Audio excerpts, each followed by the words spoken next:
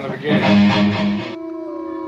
And I was shown that that Lucifer would return, that the UN and the Vatican were going to be completely behind it, again, under false pretenses. He's going to show up and say, I'm here to save the day, right?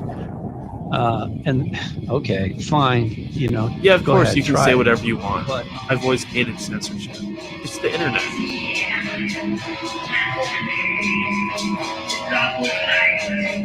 Sometimes, you know, once they get you for your first love bite, well, it depends on how aware you are, right?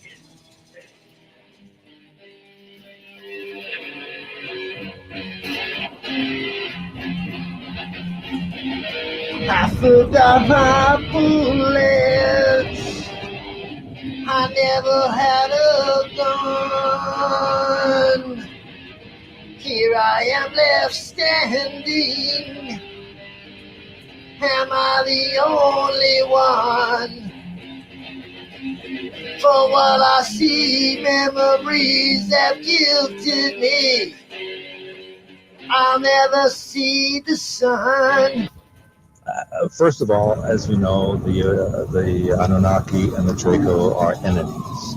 Second of all, underneath Baghdad was a stargate that was created by the Anunnaki so that they could transfer from Jupiter to the Earth.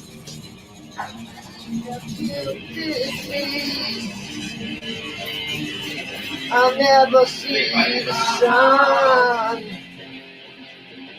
I could just end it all, but the demons will have won. Practitioners that, you know, some are good and some use their magic for good and to heal and to help, and others do use it for evil. And, you know, in some cases, you know, people really were.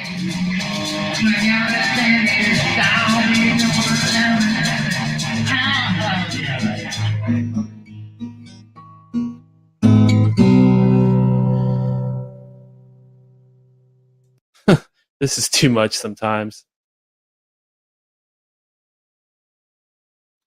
From the broken ruins of Babylon, this is End of Days Radio. I'm your host, Daniel, broadcasting to you all the way from the shimmering Emerald City, right here in the heart of the Pacific Northwest. Good day, how are you? Today's date is actually Friday, February 11th, 2022. Quite a bit going on in the news today. We will get to that after our guest today. I want to remind everybody to head over to endofdaysradio.com. From there, you can donate to the show. Very much appreciate your donations. Thank you to everybody that's donated so far. As you know, this is a completely donation-based, publicly funded platform. So your donations make all the difference. Remember to hop over to endofdaysradio.com and join our Discord channel. That Discord channel is filling up pretty quickly. We're up to what, like almost 80 members in there now. So if you wouldn't mind, if you're a fan of the show and you want to talk to other people that are fans of the show, you want to talk to me, want to get a little bit behind the scenes of End of Days Radio, hop over to endofdaysradio.com, click that Discord link, and we will be happy to have you. Okay, so today, very special episode. As you know, we're at a strange time today. It's our usual day. It's Friday, but we're broadcasting way earlier. So, I don't expect there to be a huge live turnout, but I'm hoping that some people pop by. Of course, if you'd like to join in on our program, just go over to the YouTube live stream. Check out that chat box. At the top of the chat box, there is a link that you can follow if you'd like to join us to ask our guests any questions, or if you'd like to just hang out after the guest, during our wrap-up period, I call it. If you'd like to hang out, just go ahead and join. Was that a new intro? Actually, no, that's not a new intro. That was the old intro that I brought back because everybody liked that intro. That's a popular one. The thing with the with Robert Stanley in the beginning and Todd singing "It's the end of days." And actually, Todd, I hopefully he's still at it.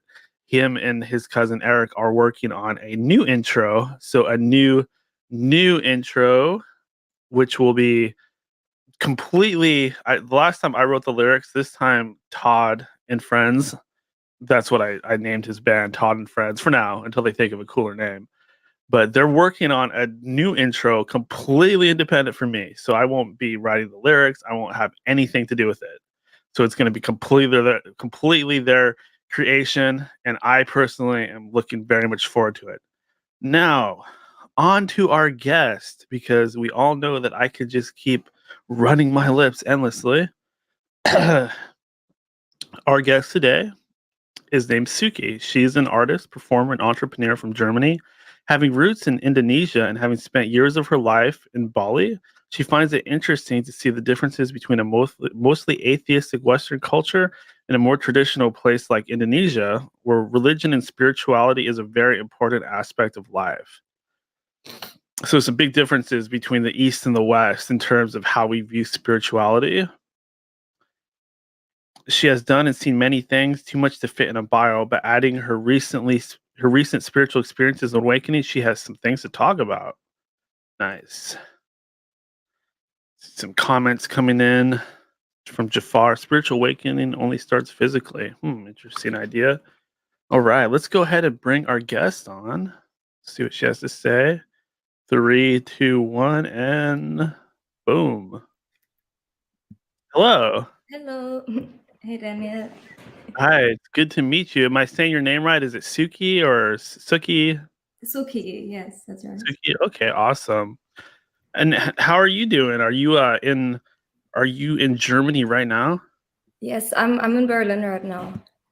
Oh my God, coming at us all the way from the other side of the world. I thank you so much for joining us today. We've talked a little bit privately about what it's like over there in Germany, and it's sounds like it's very artsy, very kind of liberal minded. Yeah, I mean, it depends where you are because there's different states too, and then some places like Munich is quite posh and there's a lot of business there. And here in Berlin, it's a little bit more the creative scene. Berlin is pretty famous for its clubs and nightlife. Yeah, so it really depends what city you go to. But I think in general, it's quite open-minded here. I'm jealous of your chair. It looks very comfortable. Oh my Yes, God, it is. I just got this crappy hard chair. It's just heck on my back. You got that nice, comfy looking leather thing, and you got a blanket. You look very comfortable there. Yes, it is. I like your little statue there in the corner too. It looks like that's a very interesting design. Yeah, it's my I'm staying at my friend's place because right now I kind of wanted to travel a bit more, so I gave up my flat and I'm staying between here and my family. So when I'm here, I stay with my friend. Maybe she's gonna join us later as well. So Yeah, she that'd be. found this thing on the street. So now it's our decoration. We change her hair sometimes. Oh, it's my hair. Oh my God. And she says this is her because right now she's just like running around the wall in her life. So I can't imagine getting up in the morning and walking into my living room and seeing that. I mean, boy, that'd have an effect on me. if it distracts you, I can also put away. Oh no, it's okay. Either way. Some aesthetics. Exactly. I don't. Right now, I only see myself. I don't know how does it work that I see you two or. Oh, I'm actually in control of that. Okay. So I can bring you up and zoom in on you anytime, or I can even put myself big like that. So a lot of flexibility. I can do that. I can do a thing where you're small and I'm big. I think vice versa too. So this program has a lot of flexibility. I really like it because it Yo, what's up with mandates in Germany right now? It looks like we got a first question from our chat box. So it's getting pretty bad over there with the mandates, isn't it?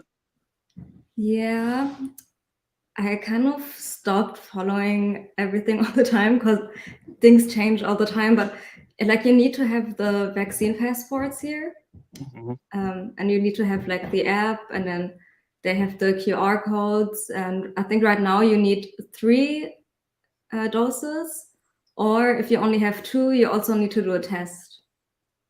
So Oh my. yeah, and they're still talking about like a mandate that everyone has to get vaxxed. I don't know how that's going.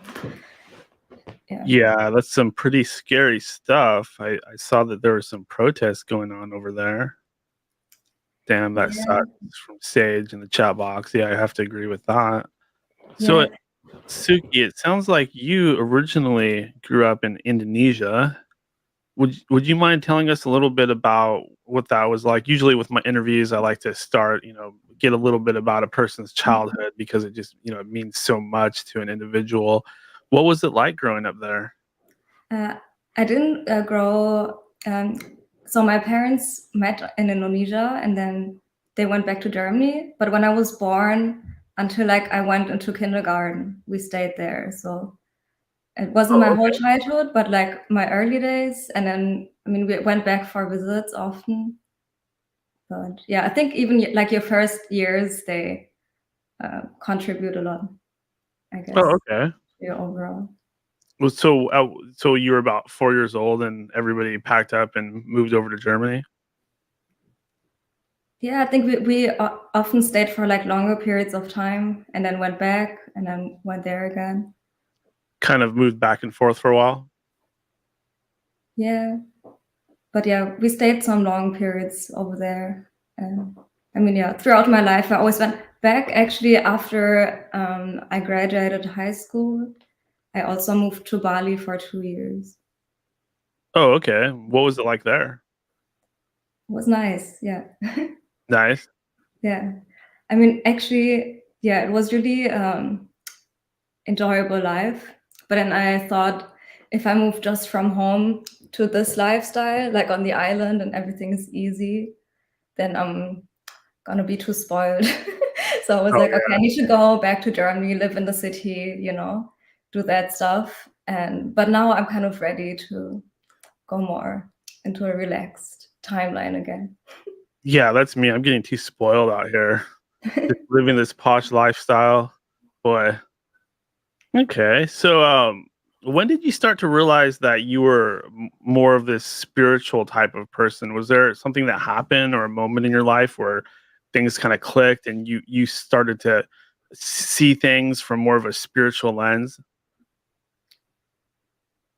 If I think back, like even as a baby, I was like really zen. Like my favorite activities were like sitting in front of the fish tank and watching the fish until I would fall asleep. And my favorite music was the Nirvana Unplugged album to do that with. And then I would like sit on the carpet for long periods of time and just look at the little stuff like in the carpet. And yeah, I was like drawing a lot, and I feel I was already a little, yeah, kind of a Zen baby.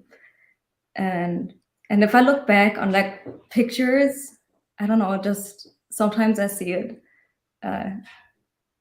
And yeah, but then I don't know, when I was like an early teenager, I started feeling really like weird about the world. I just felt like homesick for a different place, and I would look at the buildings and I thought everything looked so weird and so ugly, and I don't know, I didn't really understand why the world was like this.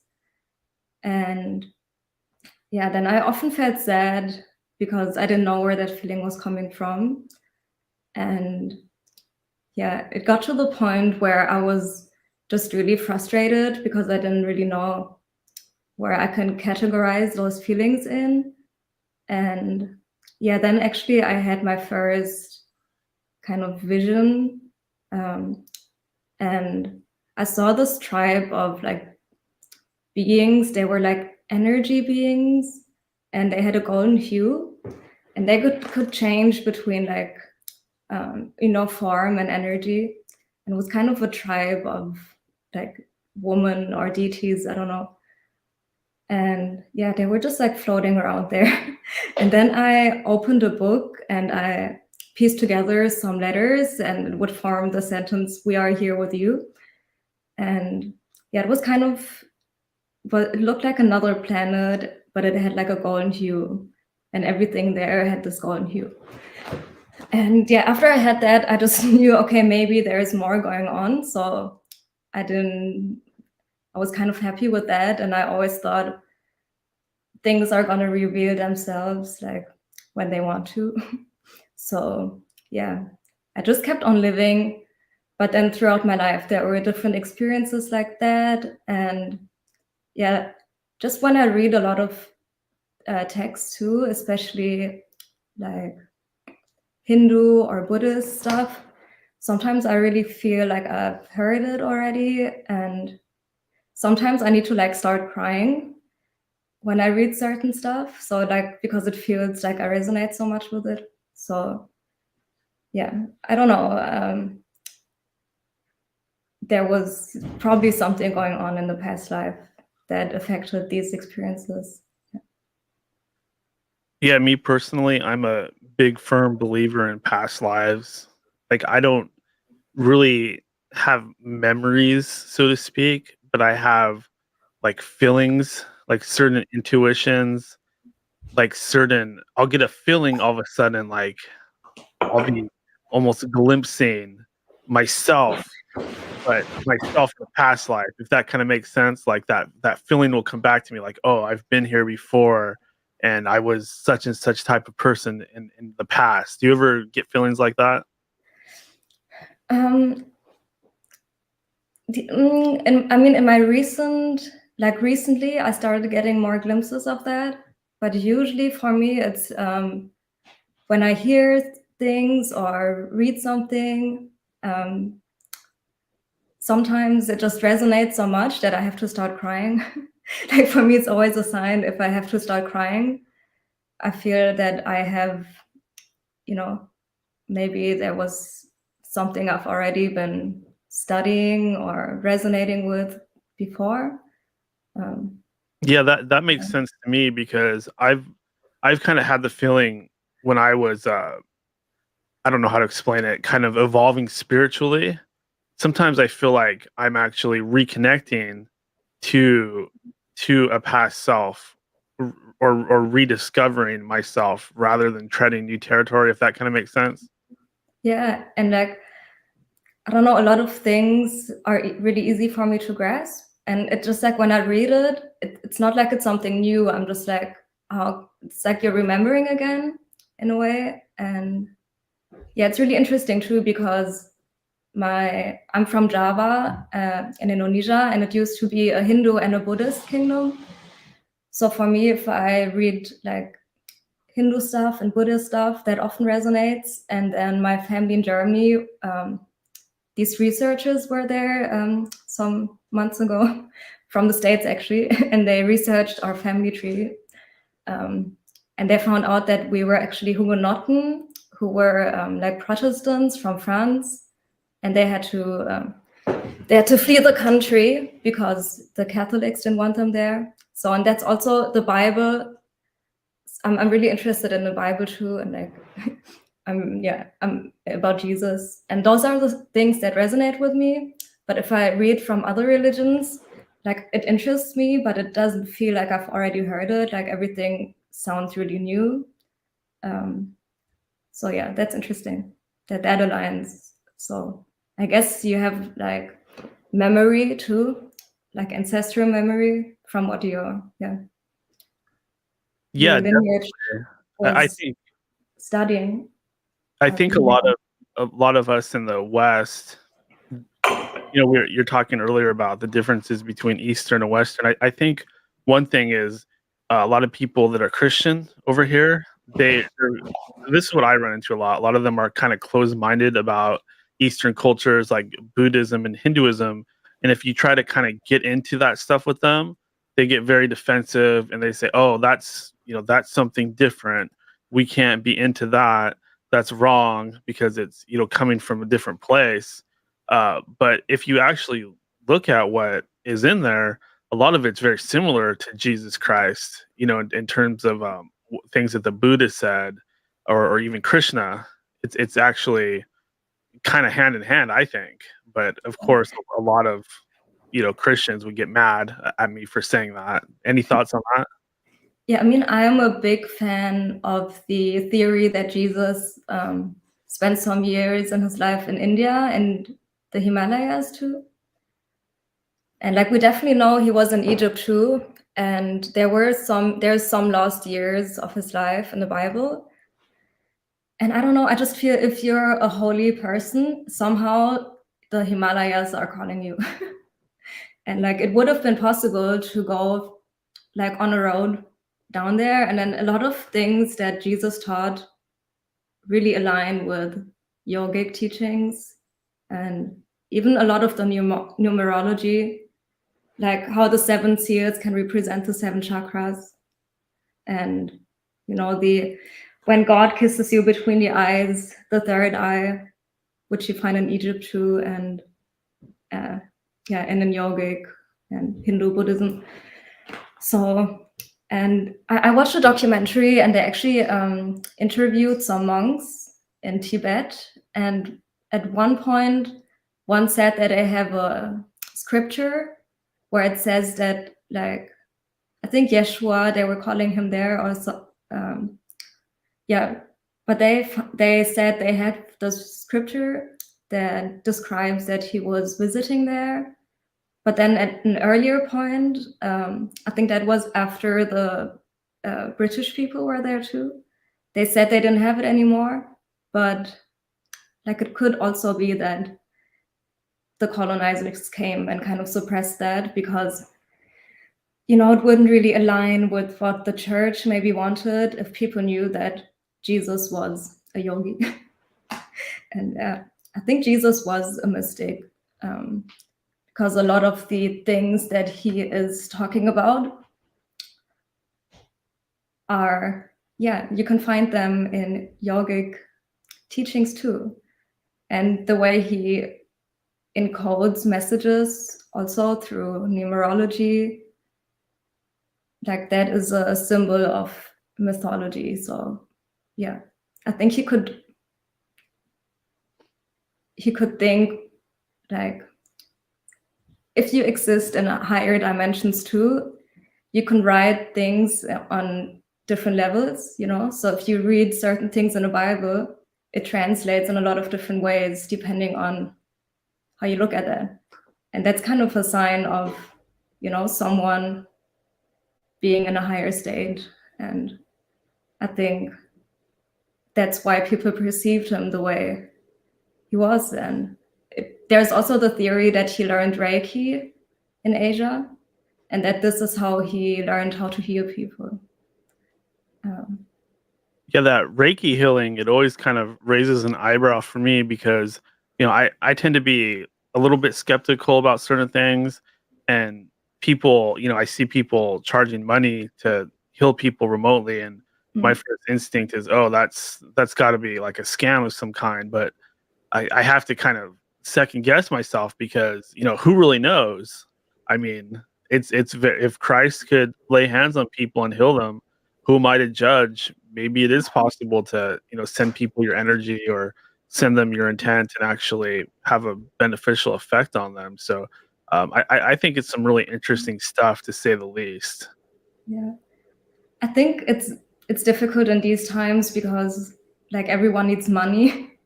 So it becomes like a job for some people, where I think naturally it would be that there's just some people who are gifted to do that, who are kind of chosen, and who do it because that is their energy is so strong, or they incarnated from a more advanced place or whatever. I think there are people who have who can probably heal through energy work, but I think a lot of people choose it as like a career path, and maybe they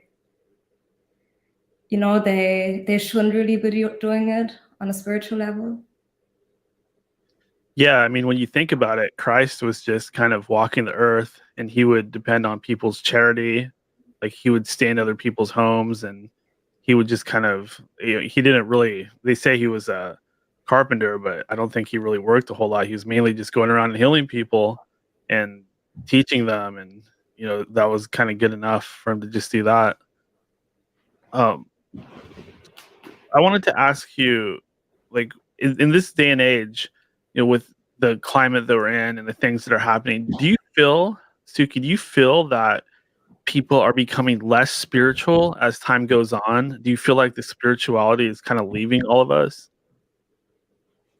I don't know. I feel there's so many different things happening at the same time.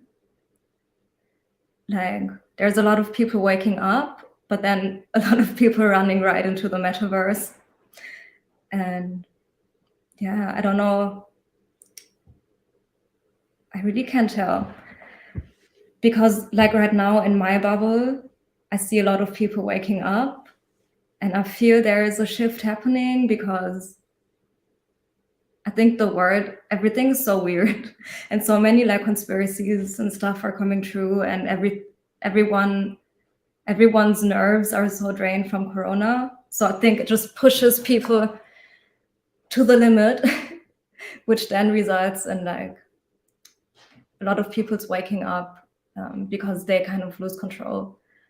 Yeah, but at the same time, a lot of things in society are getting really toxic, and a lot of stuff is just getting out of hand, and it just feels really weird. But yeah, who knows what we would think if we would really, be in every single place and talk to other people in the world. Because it's also one thing what we see on the internet or, in media, and then what's actually going on inside of people. Yeah, I totally agree with that. To me, I kind of see the same thing happening, where you have a lot of people that are just more brainwashed than ever, and they just believe everything that the media says. And then some people that it's like it's driving them so crazy, being told all these contradictory things. It's actually kind of sparking them to say, hey, maybe there's something to what these QAnon people are saying, or maybe there's something to what these foil hat conspiracy theorists are saying. So I do totally notice the same thing. I notice more people going to sleep, but at the same time, I feel like people are being forced awake, but not everybody, just the people that are maybe a little bit more predisposed to a spiritual mindset, if that makes sense. Like, most people are just not going to get it, but other people that are kind of meant to have eyes to see are kind of, it's become to the point where it's undeniable. I did want to ask you as well, what is, we hear a lot of people talk about God, and we hear a lot of people talk about gods, more so than ever. Like, people are, not only talking about God from the Christian Bible, but I can say, in my circles, a lot more people are talking about the gods of the past. But what is God to you, Suki? What does it mean to you? Do you believe in God? And what is your idea of God? Yeah, I believe in God. I think God as a whole, we can never fathom. Like, I can't even start thinking about it, because I know I'm going to be wrong, because my brain is just cannot comprehend. But I mean, if you look at the world around you and the people you love, and just like the sun and this planet and everything, and how everything works, and it's just magical. And everything is, how can this happen? There has to be a God, because there's no other way really to describe it. And I don't know how people can look at the world and not think that there is a creator, because there has to be there's definitely a higher intelligence, right? So there has to be a God. But I think I believe in the theory that God created other, like, creator gods. There's no air. Yeah, this is my friend. So, you know, the whole thing with the Elohim and stuff. So I think we, as humanity, we've also been in contact with different gods or deities. So, you know, there's two levels. There's the one whole big God, and that we cannot ever describe probably. And but I still think that there are different creator gods. It's a force. It's a force, she's saying. Ah, Yes, of course. the force. But I think, you know, sometimes what we as humans in history or in myths and stuff described as gods, they were probably some sort of gods too, but they were not the godhead, as you say. I think that's a pretty good take. You know, when we were chatting privately, you had mentioned that you know, you have a lot of more kind of liberal-minded friends, and some of them are getting into Luciferianism. Is that correct? No, that's actually not. That was like I think that was a random case. That was not none of my friends really. Oh, But okay. what I could tell here is that, like, when I recently had my kind of spiritual awakening moment, I just really found back to God. Like before, I would also say like the energy or the universe or whatever. But I don't know, these experiences, they just really reminded me that there was a God. And yeah, also everything that's unfolding now, I see a lot of things from the Bible happening.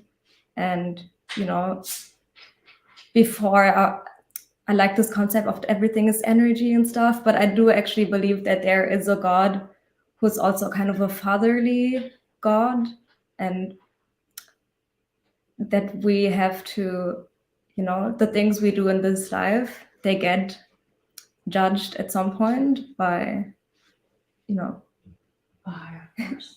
by a higher force or by God, or, you know, I guess different cultures have different deities too who are responsible for that, like Ma'at in Egypt. But yeah, I feel like here, because it's a really liberal and open-minded place, and I feel like here it's people don't really have this belief that there is like this judging God, which nowadays I believe that more. And I do believe that there are certain ways, if you follow these ways, which are also taught in many religions, then your life becomes easier. Like there is some like order, and if you follow that, your life will be easier. And there's some stuff that brings chaos, and if you do these things, stuff is going to be stressful. And then if everyone does these things, the whole world will get chaotic. So yeah, in Bali we also have a saying, like they always make some offerings, and these offerings, they say, is for the divine order. So yeah, I think my concept of God has changed too with my recent experiences, and maybe before I was more on that side, I guess, which is kind of more popular here. And yeah. What do you think about the devil or an adversary or a big bad guy out there? Do you feel that this force exists? I mean, I do really believe in the story of the Bible that says that the devil kind of got to rule the world for 1,000 years. I do feel like we're living in these times. And recently I learned more about like this theory of Tartaria. And I believe because there were a lot of structures in this time, also in Asia, just many places. And yeah, just in the past, in ancient times, we did really amazing things. So I feel that maybe back then we were living in Christ consciousness. So more people were naturally enlightened and society was more enlightened, and we could achieve different things and build structures that we cannot still replicate today. And I feel something has changed. Like, yeah, we definitely fell down. And I guess it maybe aligns with the stories that Satan or Lucifer got to rule and to fool the world. And yeah, I think we are in the end of the accumulation of like a long period of being fooled. Because yeah, I don't know how else you can describe what's going on in the world than the fact that we are not spiritually aligned and that we are kind of negatively polarized. So, all the the bad stuff like fear and controlling other people and ruining the planet and being greedy. All of these things our society is kind of like structured around right now.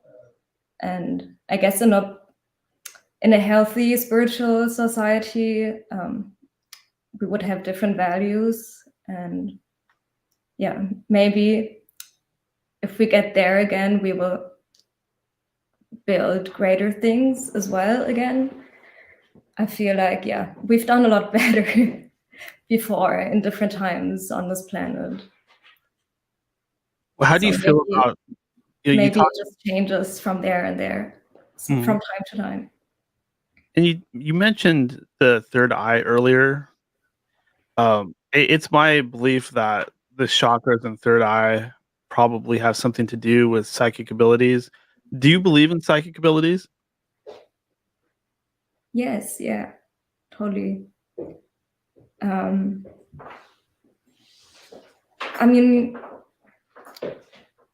at this point, I think that psychic abilities is maybe something everyone can achieve, because what my experience is that the more you like evolve spiritually, where everyone there's always different layers to it, but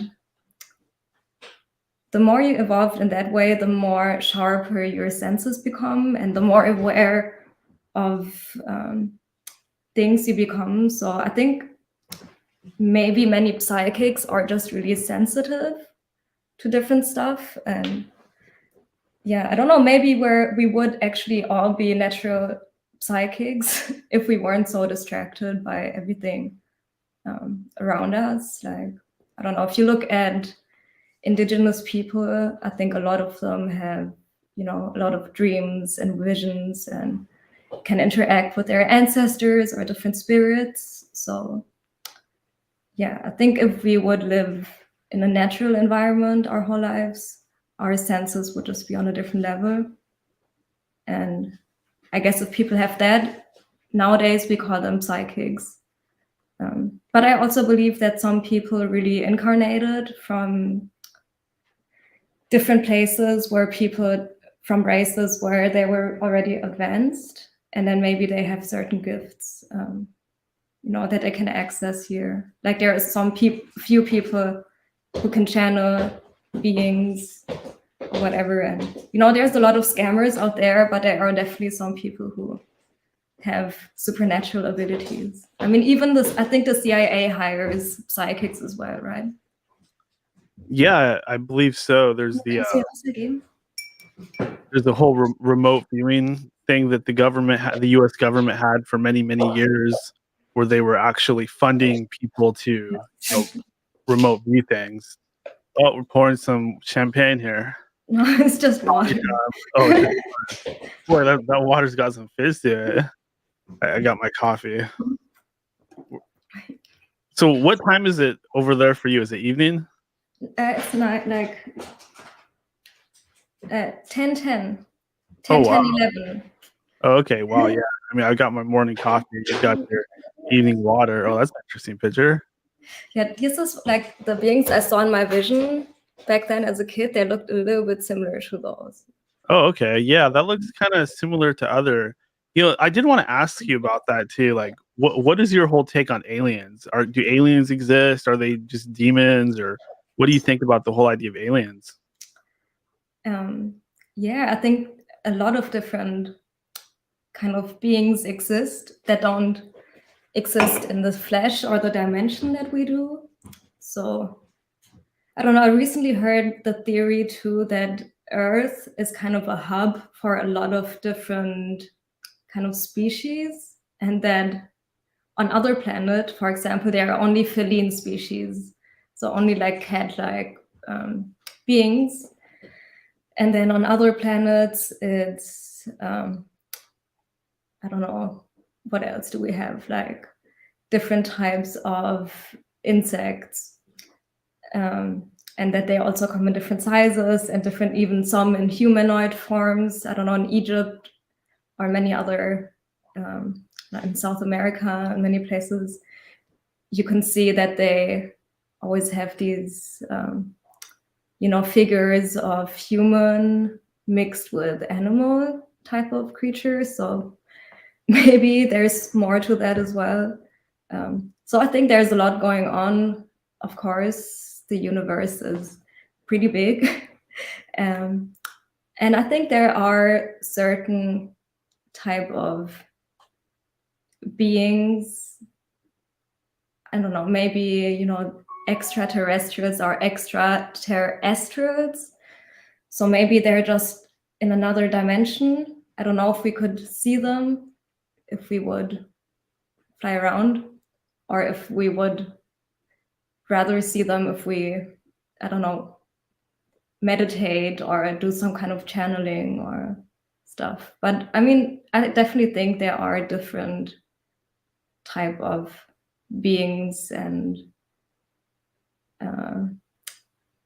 forces also, ghosts and demons. I think there are a lot of these beings that cannot possess a body, but that they need energy to live. So I do believe in energy vampires and that stuff too. So there's definitely a lot of different camps and races and different purposes, and there are good ones and bad ones. And I think, and then there are some really, really bad ones that are probably not even supposed to be here in the natural order of things. So, yeah. Yeah, I think that makes a lot of sense. Like, a lot of us have this instinct to sort of define and categorize things like, oh, we want to think that there's just angels and demons, or it's just the reptilians and the Pleiadians, et cetera, et cetera. There's all kinds of ways to label the phenomena. But in reality, there could be infinite amount of species, an infinite amount of spiritual beings. It's so hard to really define something like that, because you're dealing with something that's unknown and completely alien to us. So a lot of these people are trying to define something that I think is really impossible to define. Now, Suki, do you have any strategy to relax? Like, a lot of people nowadays are really overstressed. Like, even me, I'm a pretty relaxed guy, but I get really overstressed sometimes. Do you have any like ritual or any place that you go, any like peaceful place where you go to meditate or find peace in your life? I don't know. Like, recently, I feel like really peaceful all the time. So I don't know. Something really changed where, I don't know, my nervous system is really chill. And I think something really changed, like, in my brain. I think I'm producing like different stuff now. So that's nice. So definitely activate your pineal gland. And like, the more practices you do, I think the more you can train your brain to produce certain stuff that makes you quite relaxed, and over time, all the time. Is there any advice you could give to our listeners out there that might help them activate their pineal gland or achieve the state of relaxation that you've achieved? I think a lot is actually down to the way how you live your life. You know, like if you find things you're passionate about, and if you kind of find a place and a purpose, and or even just one passion, like your life doesn't matter how your life is, if you find something that you're really passionate about that brings you into alignment, you know, like if you do that, you just feel really in your center. And I think if you arrive at a point where that happens, it just naturally puts you in that state where you want to meditate or you want to stretch as well.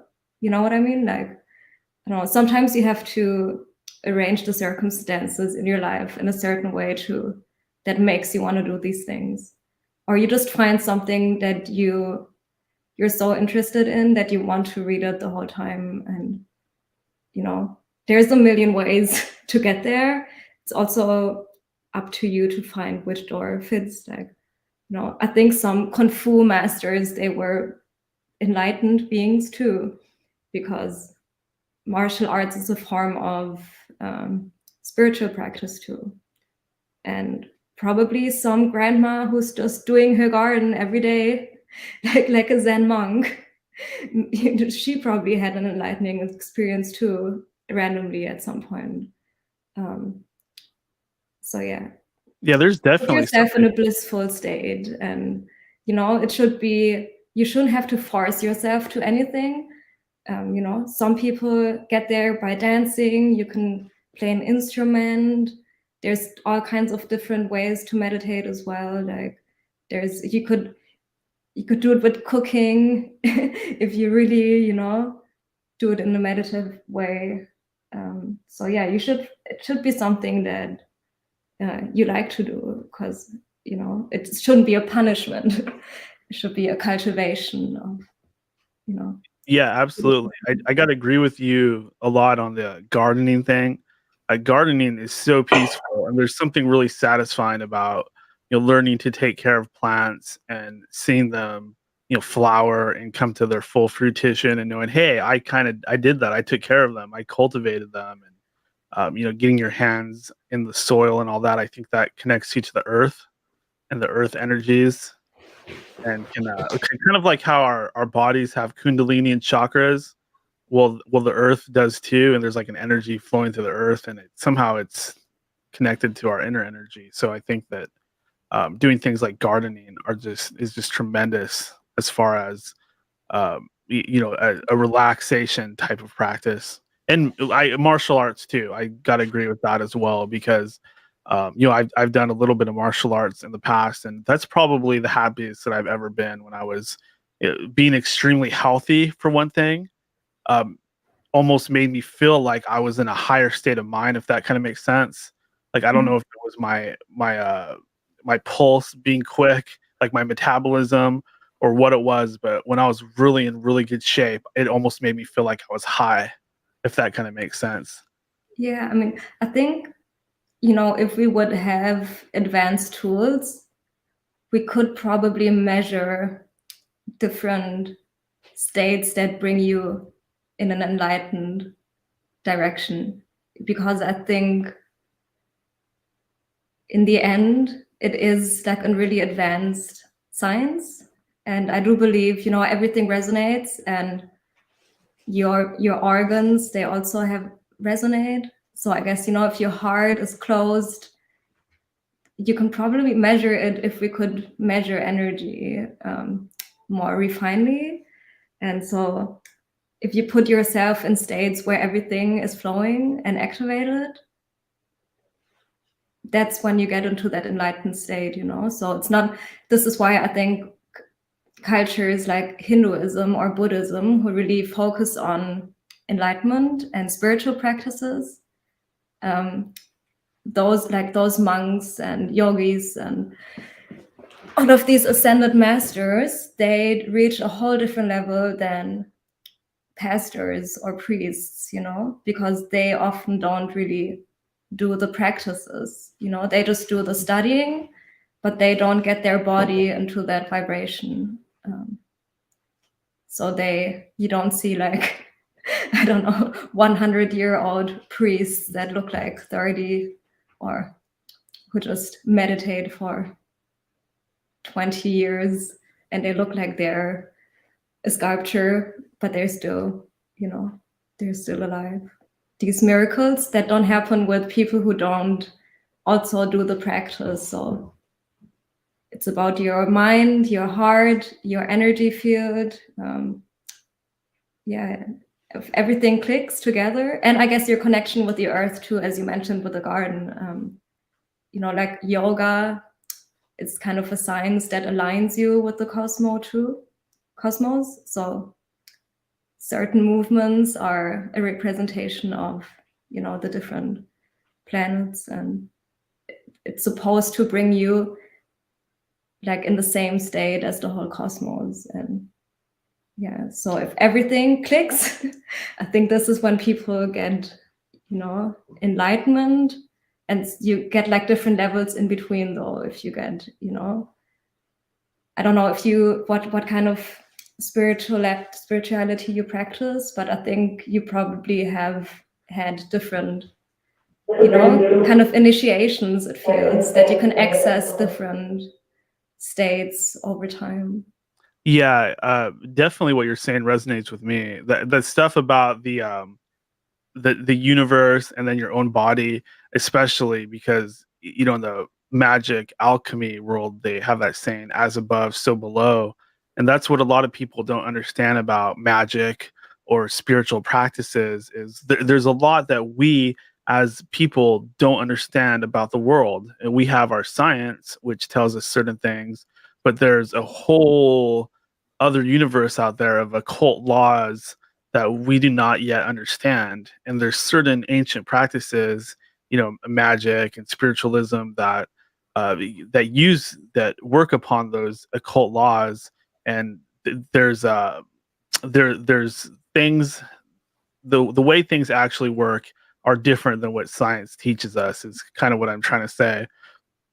In reality, we're a lot more connected to the universe and the world around us than we would know. Like I did yoga a couple times. Like one was actually in a martial arts class. It was jiu-jitsu, which isn't Brazilian jiu-jitsu, which isn't, you know, known to necessarily be the most spiritual. It's more like you know, that cage fighting stuff. But one time a girl came in and she randomly just kind of had us going on some yoga and doing the yoga stretches and stuff like that.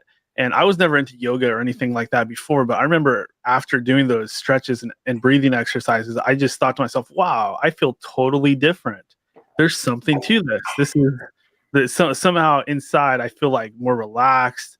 I feel like this kind of energy pulsating through my body. Somehow by moving my body in an unconventional way and breathing a certain way, it actually completely changed my state, which really makes you wonder, like a lot of people, you know, with the pollution and the radio waves and electronics and the mind control and this heightened state of fear that people are in, what kind of state is our environment now pushing onto us and causing us to be in? I feel like most people are naturally, well, not unnaturally, I should say, most people are walking around in kind of this low vibratory fear type of state right now, where, you know, they're unhappy, they're stressed out, nothing's making sense to them, they're looking for a way out.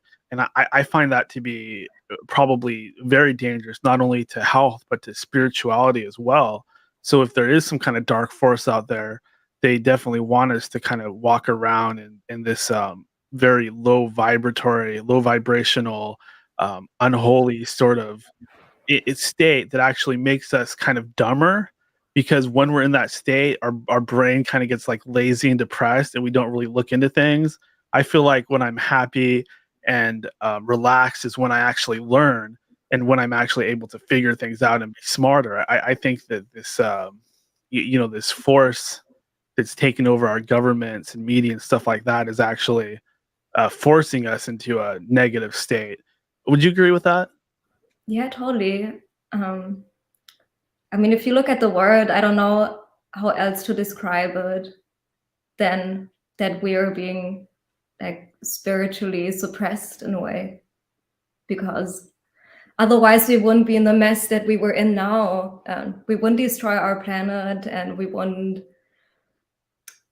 use the media as we do it. Why don't you ever see any spiritual teachers on live TV speaking to such a big audience? Or why don't we discuss what's going on in the cosmos? Or recently there have been a lot of solar flares, and literally the prophecies from the Bible and many other sacred texts are becoming reality right now. So that should be top news, right? Especially in Christian countries. So I don't know, like recently I also heard there was a storm in Egypt full of scorpions.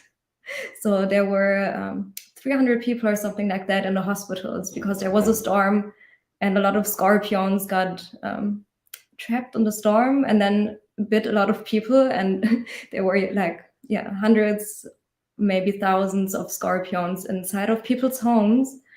And they also there were some Egyptian news reports that described it as a biblical event, but I don't know if I would run the media. There would be a lot of things that would be so interesting to talk about, and that could make it to the headlines. And I don't know, it's just always a lot of the same narratives that are being told. And I think there are a lot of revolutionary things happening in the world right now, but we're never having these talks. We always listen to the same political structures. They have announcements in the same way. It's always the same kind of shenanigans, but they don't let anything onto the screen or into the conversation that would change the whole story. So that makes you wonder if there's a system in place to keep it like that. I think you can see it with climate change too. Like, it could actually be an invitation for us to just stop everything we're doing and do things differently, or hold maybe the oil companies responsible for lying about many things, or the big corporations, or maybe we should build a lot of gardens and grow a lot more food, and or grow like towering gardens. I think we could grow so much food on this planet, but then people are concerned with vaccines. And I don't believe that it's just about money. I think there is a more evil force, because why would you not want to have an abundant, peaceful planet for everyone? And why is that never the discussion? Like, we won't solve all of the problems overnight, but I don't even see any good discussions in the mainstream about how to really change things. We're just always looping back and forth. So it doesn't make sense to me. I think there is a greater plan to keep humanity in check, because if we become too powerful, then their system would crumble. And I guess there's a lot of different levels to it, how that is getting enforced. I think a lot of people kind of play into that, but they don't even know how big the conspiracy is. So what do you think that's about my take on that. What do you think about the idea of a life after death? Is there a life after death? Is there a heaven that we go to, or some sort of afterlife? Yeah, I think so. I think there is a place afterwards. What I kind of think makes sense is that the earth is something like a school. And I don't know, if you were God and you would have a heaven, you would want that place to be, perfect and protected and peaceful. Because you had these stories like with Lucifer that some angels got rebellious and then they messed things up. So I guess if you want to enter heaven, you have to prove that you're not dangerous over there. And I think that you show if you have been humble, if you have been good to other people, if you had good karma, or I don't know, in the Bible you have the 10, I don't know, what's it called in English? It's the golden rule in most of the religions, right? That you shouldn't lie, you shouldn't steal. All of these things are kind of guidelines on how to be a decent human being. And I think, yes, there's also the part where if you practice certain spiritual practices, you can put yourself in an elevated state. But in the end, it's also mainly about proving that you can be a good being. So, yeah, this is why sometimes, when people do a lot of magic or a lot of, one practice, or even religious people who they go to church every Sunday, but then they are really bad human beings or they destroy the planet, then it doesn't really matter how much religious or spiritual work you did. If you didn't behave, maybe you have to do another round somewhere else before you can enter heaven. Because, yeah, I mean, there are gates to heaven, I'm pretty sure. Because if everyone would be there, it wouldn't be heaven anymore. Then it would be like what we have now on this planet, where like everyone is invited, and that won't make for a heavenly place. Yeah, that would be pretty cool. Like especially if all your pets are there, like all the different pets you had during your life are all just there, just like all around you. Like, hey guys, check it out, we're all back together again. I mean, maybe we can, if we enter like higher realms, maybe we can create like, like this chat that we have now. It's kind of a portal too. So I guess even if we enter higher planes, there's things we will learn. Like maybe we can learn how to create portals and then access different places, or we can connect our energy. So we can just build a chat room in the astrals. I think it's not going to be like, oh, we enter heaven and suddenly everything is sorted. I think we will learn different ways, like we do now with technology evolves and suddenly I can speak with you here. Maybe sometimes we can just meet up in the astrals. Yeah, I actually wanted to ask you about that, the astral plane. Do you believe in an astral plane, and any thoughts or opinions on the astral or ability to travel through there or meet with people or beings in the astral plane?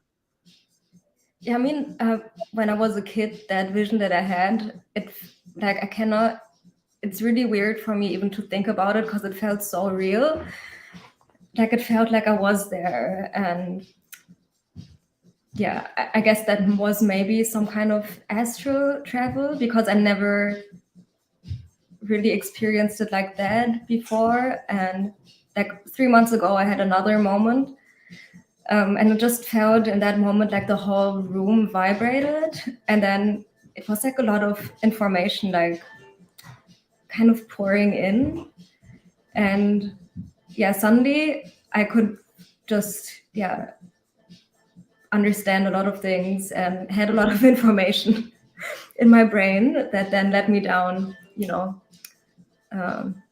to look into Mesopotamia and the Bible and stuff like this. So I don't know, I cannot explain it in another way that in those moments there was like a glitch, that somehow these other layers of, I don't know, existence kind of came through, or I accessed them. And yeah, who knows? Maybe we can even travel to different dimensions just, by learning how to consciously access the astrals. But yeah, I definitely think there is this kind of ether that connects everything, that we can access, and through that we can access also different information, or some people can contact maybe different beings. So yeah, I guess it's a science also on how to navigate that, which I don't know so much about it yet, but I do believe there are probably certain ways that you can learn how to navigate through that as well. Definitely. How do you feel about haunted houses? Do you would you ever say go on a ghost hunt and go looking for ghosts or confronting them? Oh, in Indonesia, we're very afraid of ghosts. They have a lot of different ghosts they believe in, and there are sometimes some haunted houses where weird stuff happens. But I don't know. I feel in some places there, a lot of this stuff also really happens, and here in Germany, it's not so spooky. But I would definitely not go into a haunted house, and I also think that you can get possessed by bad spirits, and I think if you have certain holes in your energy field, then they can maybe access you easier. Or I don't know, if your life is really chaotic, or if you take a lot of substances, or if you access, I don't know, if you maybe do some certain magic that you don't really understand, or you're surrounded, or you're in environments that have bad energies attached to them, sometimes maybe that can enter you and affect you. So yeah, I think you have to put attention to that, spiritual hygiene, or cleanse yourself after you've been to certain places, and always keep an eye out how the energy you surround yourself with affects you, because sometimes you're in a bad state in your life, and then you change certain things, and suddenly everything goes smoothly again. So yeah, that just kind of shows how different energies from the outside really affect everything in our lives. Yeah, I completely agree, especially on the whole thing about experimenting with magic that you might not understand very well, because that's totally what happened to me. I mean, I was doing this show and being interested in this sort of thing. I was naturally attracted to the occult and magic and stuff like that, and to me, I just wanted to prove to myself that it was even real. Like I had a lot of doubt and skepticism about magic. Oh, it's just people playing Harry Potter. They're LARPing, they're just pretending, and they're pretending to get results. But the truth is that this stuff is it is from ancient times, and it does work on, like I was saying earlier, it does work on occult laws that we don't even understand. So when we're messing with certain magics and stuff, we're tapping into a long lost technology, and we have no idea what doors we're opening. We have no idea what sort of energies we're unleashing upon ourselves or upon the people around us. So that, I think you're definitely spot on with that. With that comment right there. You also mentioned substances and abusing substances. I wanted to kind of to touch on that a little bit, because a lot of people do achieve spirituality through magic mushrooms, or through LSD, or DMT. There's other ones out there too. I mean, I knew more about this stuff when I was younger, but what do you think about the idea of people achieving spirituality through entheogens or psychedelic drugs? I think for many it's like a quick fix that works for a moment, but they cannot, they do it and then it brings them into that state, but they cannot access that state the whole time. So yeah, it's like the door opens and then it shuts down again. So I think it can put people in the state where they open up to that reality because they see it's actually real. So I think it's a good thing to start opening people's perception, but it's not enough because you have to be able to stay in that state. And actually, the strongest drug is DMT, and it's actually produced in your brain. So ayahuasca and DMT, it's kind of a substance you can make or you can find in nature that is also a DMT molecule. So you achieve that state the whole time if you do certain practices. And I personally also believe that, I think in the Bible it says that some people have been like kissed by God on the forehead. So I think this kind of represents, your third eye activation. And I think it's also something that you earn, like you have to prove to God, or I guess to God, that you really want to, get to know him more. Because in the end, that's what it's about, right? To see the universe and God as it is and experience it. So if he is watching, or I don't know, I guess God has no gender, but I like the idea of a heavenly father and then an earthly mother. So let's say if he's watching and he's happy with you and he's seeing that you have good intentions too, this is where I think a lot of people in the West maybe miss that point, when a lot of people are really interested in astrology and tarot and, which they can be good things, but they don't teach you how to get into that state of devotion and being humble and, showing God that you mean it serious and that it's really, that you have pure intentions. A lot of spiritual practices are being used to gain more power over other people, or I don't know, people want to just feel, smart, or like they know cool stuff, but are their intentions really to, know God?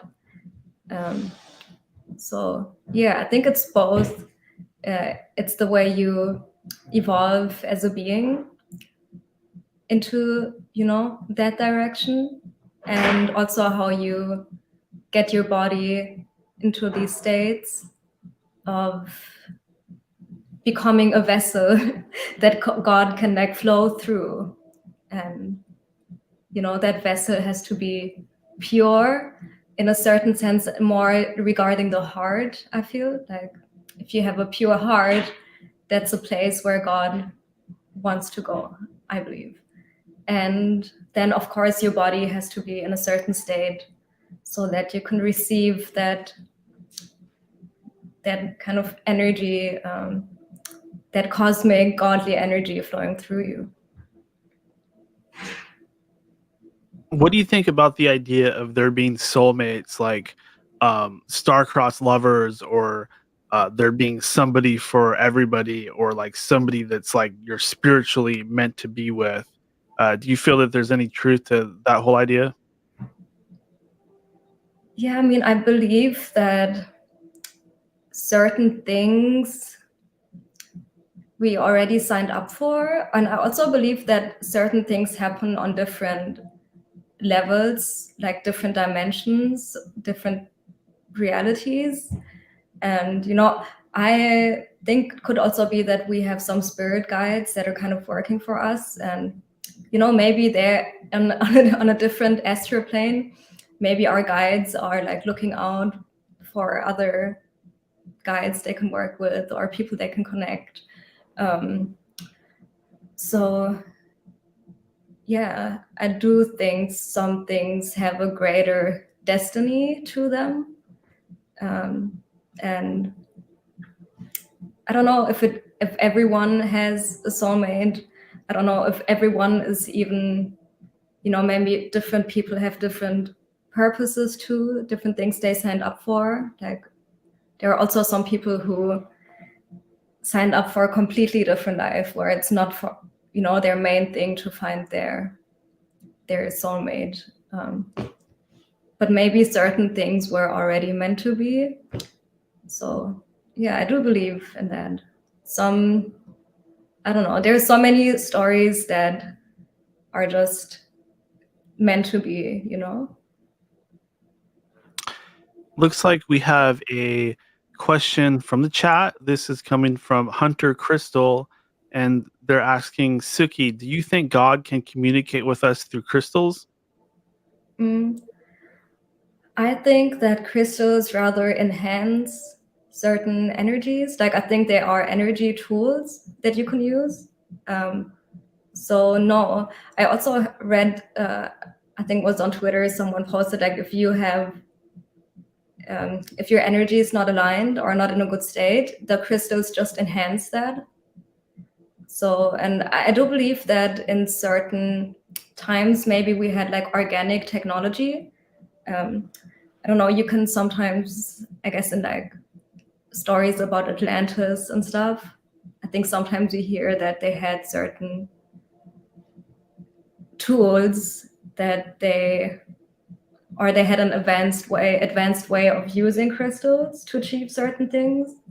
So yeah, I think it's more an energy tool, but if you would, I don't know much about crystals, but I'd assume if you arrange them in a perfect way, and then you sit in the middle, then maybe that frequency that it emits, maybe it puts you in a state where you can channel that, divine energy.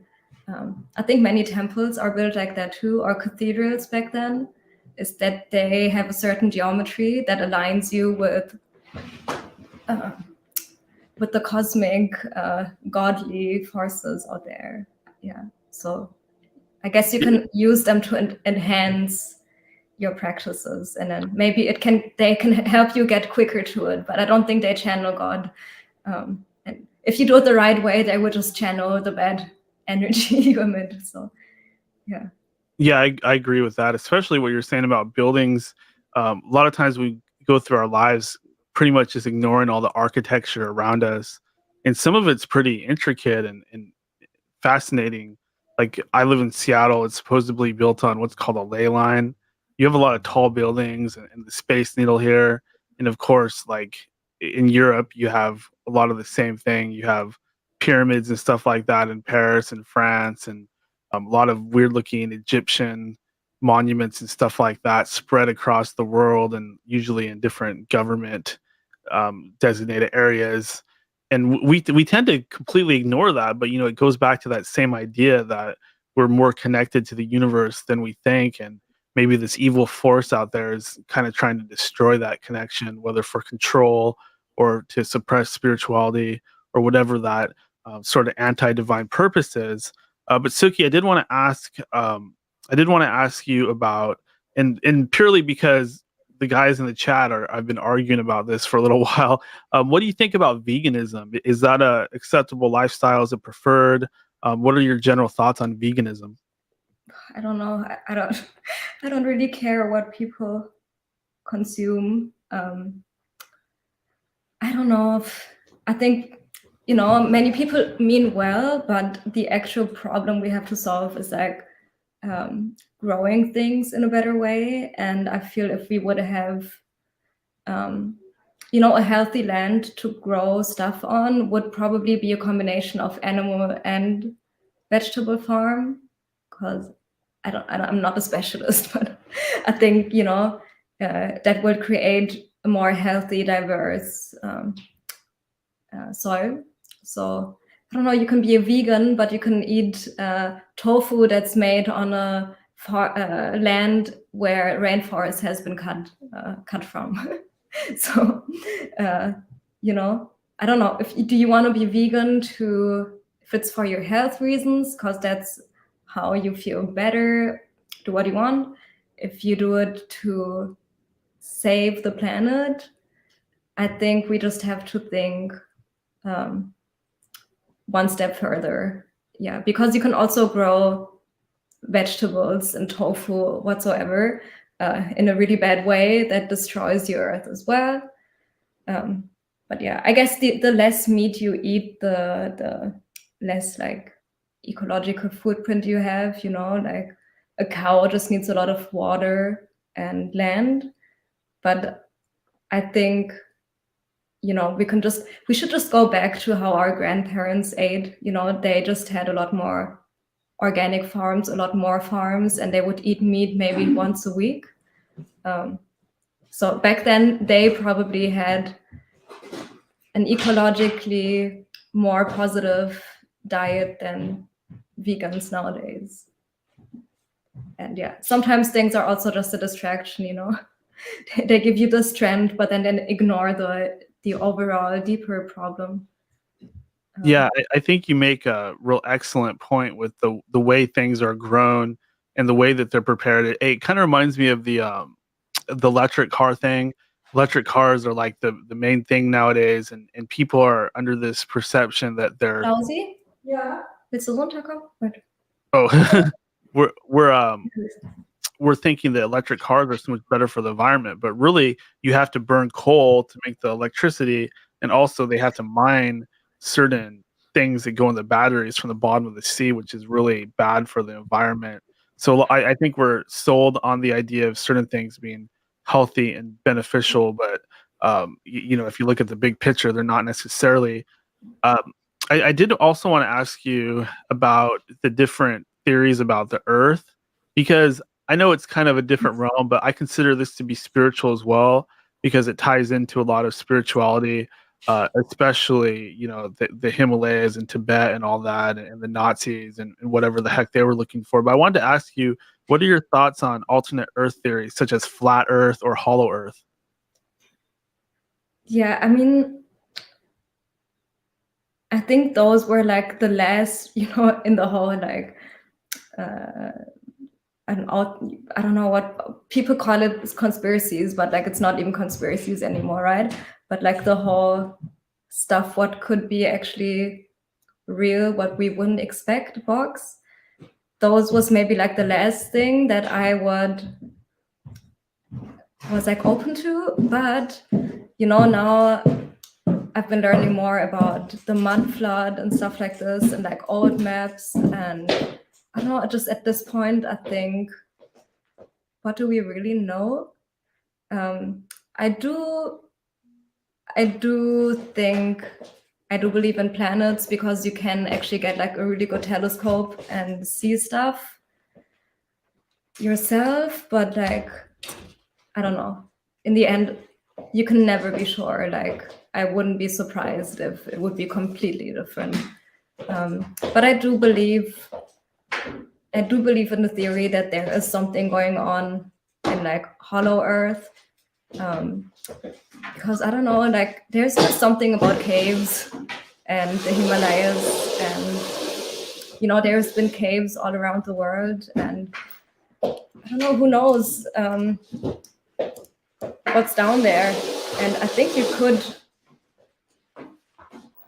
could build a whole alternate world maybe somewhere down there.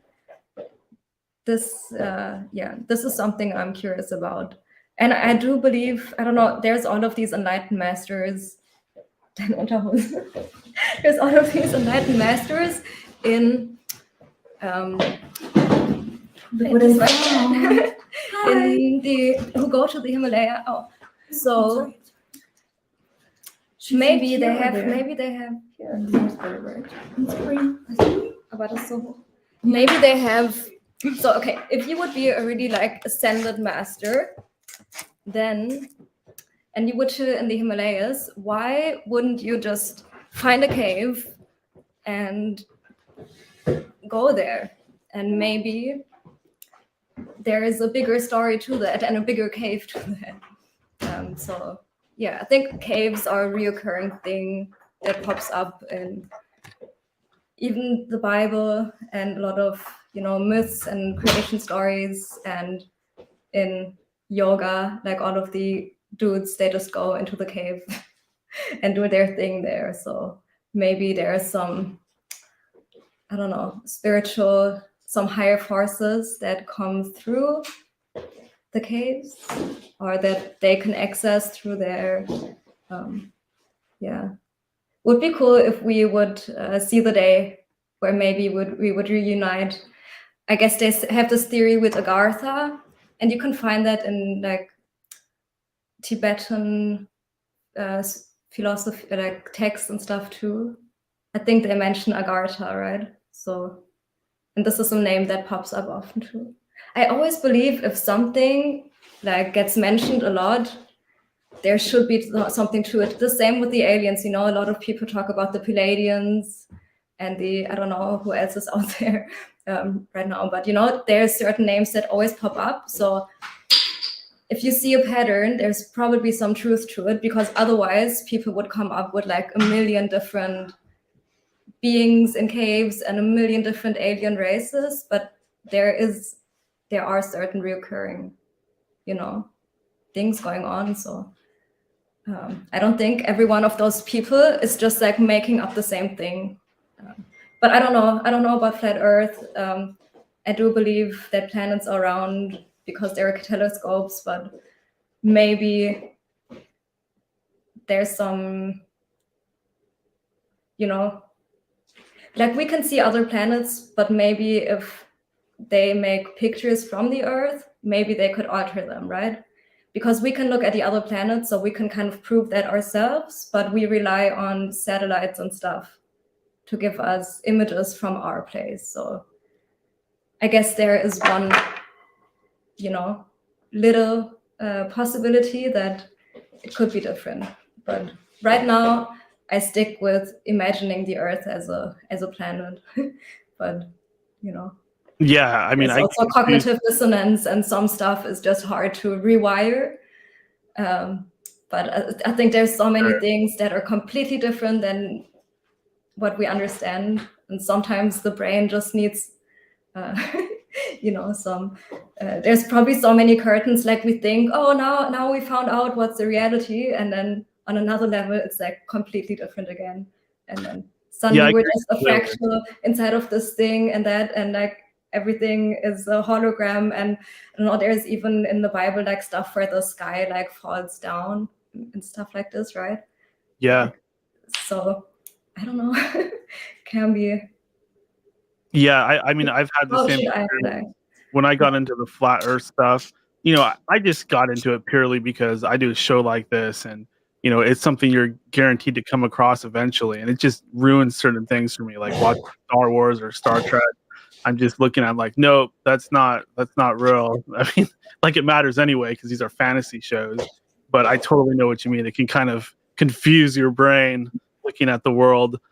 But hey, Suki, are you planning to come to the States at any point? Are you planning a visit over to come see the Statue of Liberty and New York City and all that? Have you ever been over here before? Or are you planning to? Yes, actually, my Bob's ex-boyfriend, when I was in primary school, he was living in Montana. So I spent quite a lot of time there too, like on my school holidays, and it was really cool.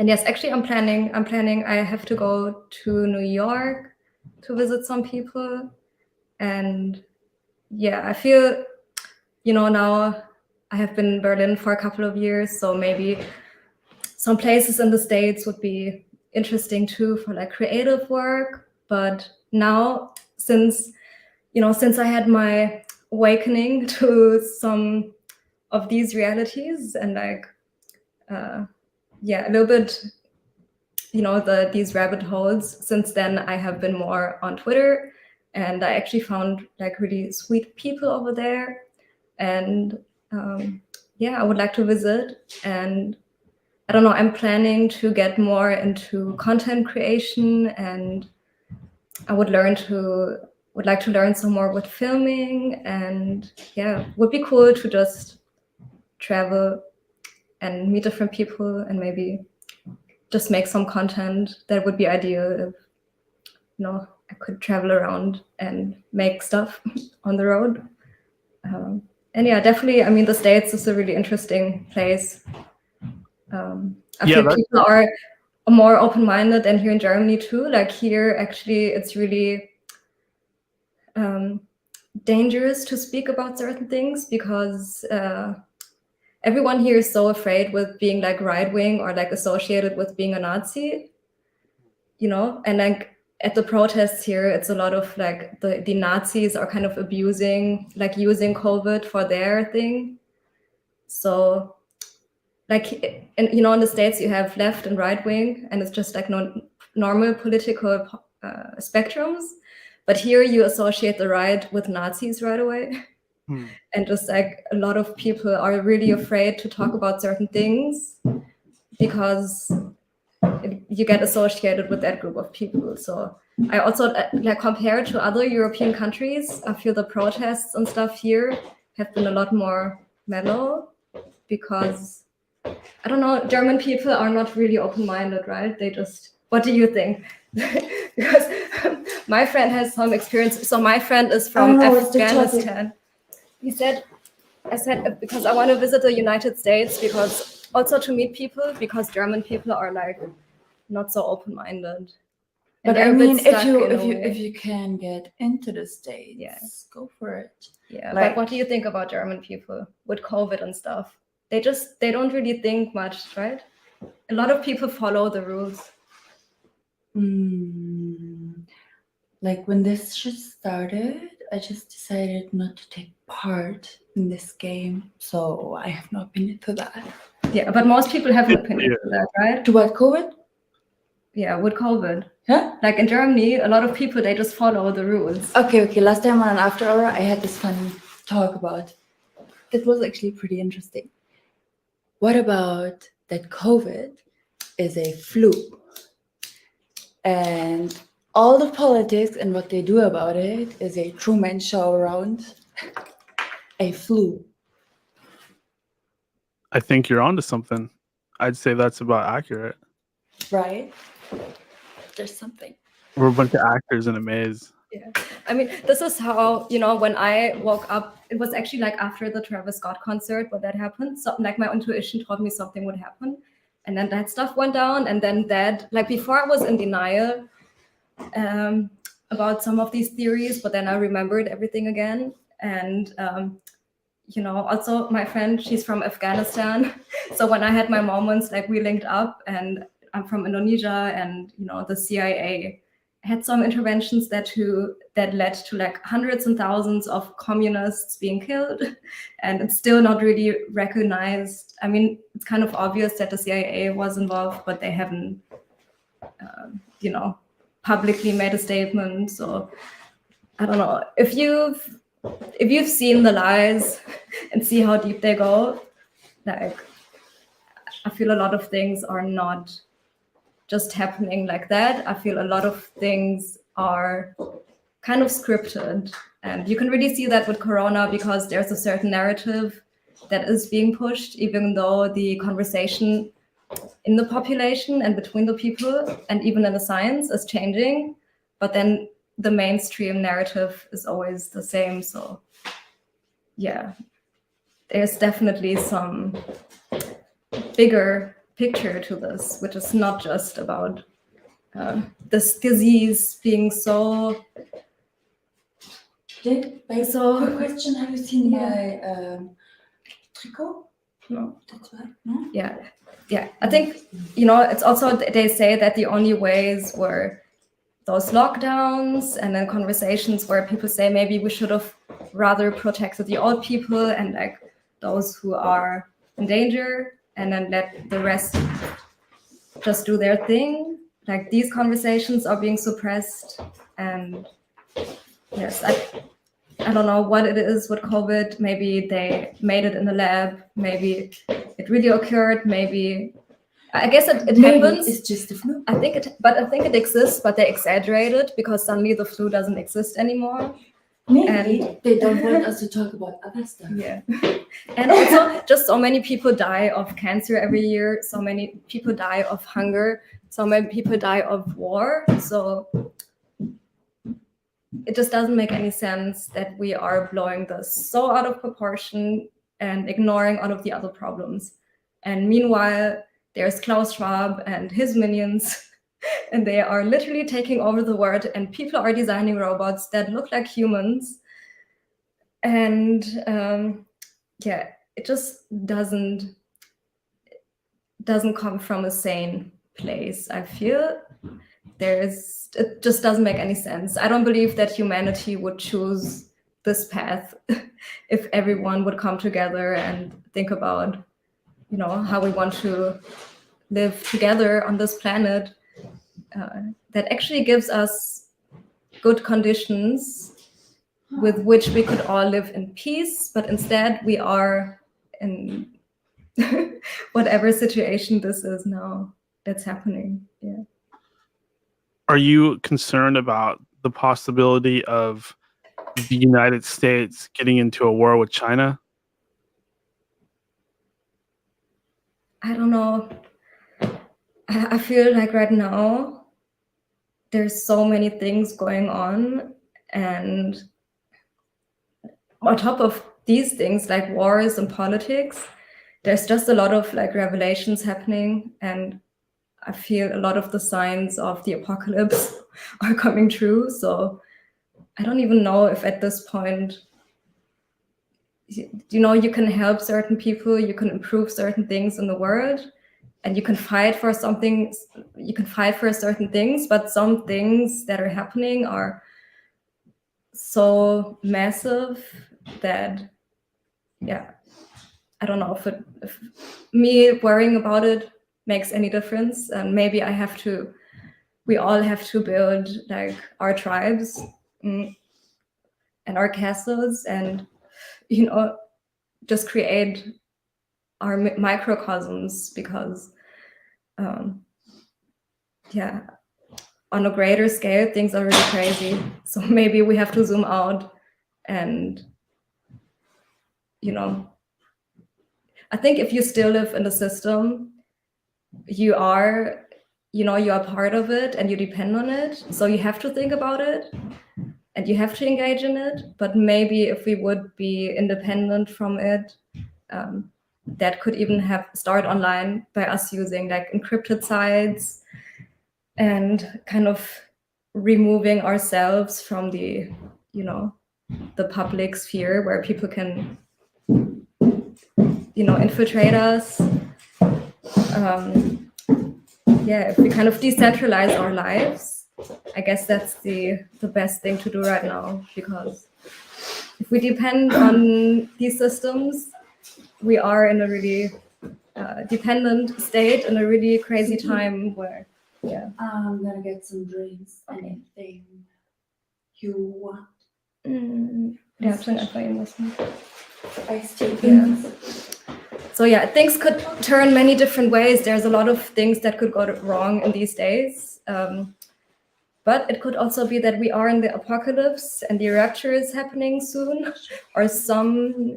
or I don't know, with the crop circles, maybe we're gonna make contact with some lost people we have been in contact with before, or maybe Jesus comes back, or maybe the whole place burns. I don't know.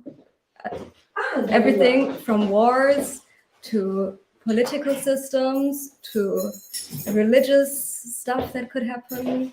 I feel right now everything could happen. But yeah, this is why I focus on what I can, affect around me, and with the rest, I think we just have to see how things unfold.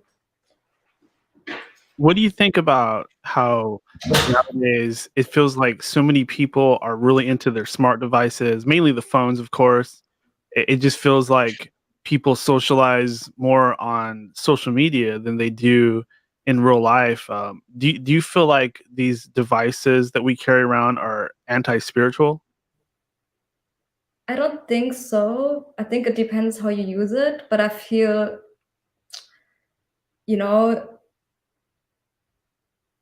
for some people, what is happening now is really like accelerating, and sometimes you don't have the right people around you that you can talk too about that. And, you know, I think everyone has like their soul family, and they're not really always people who live in your immediate area.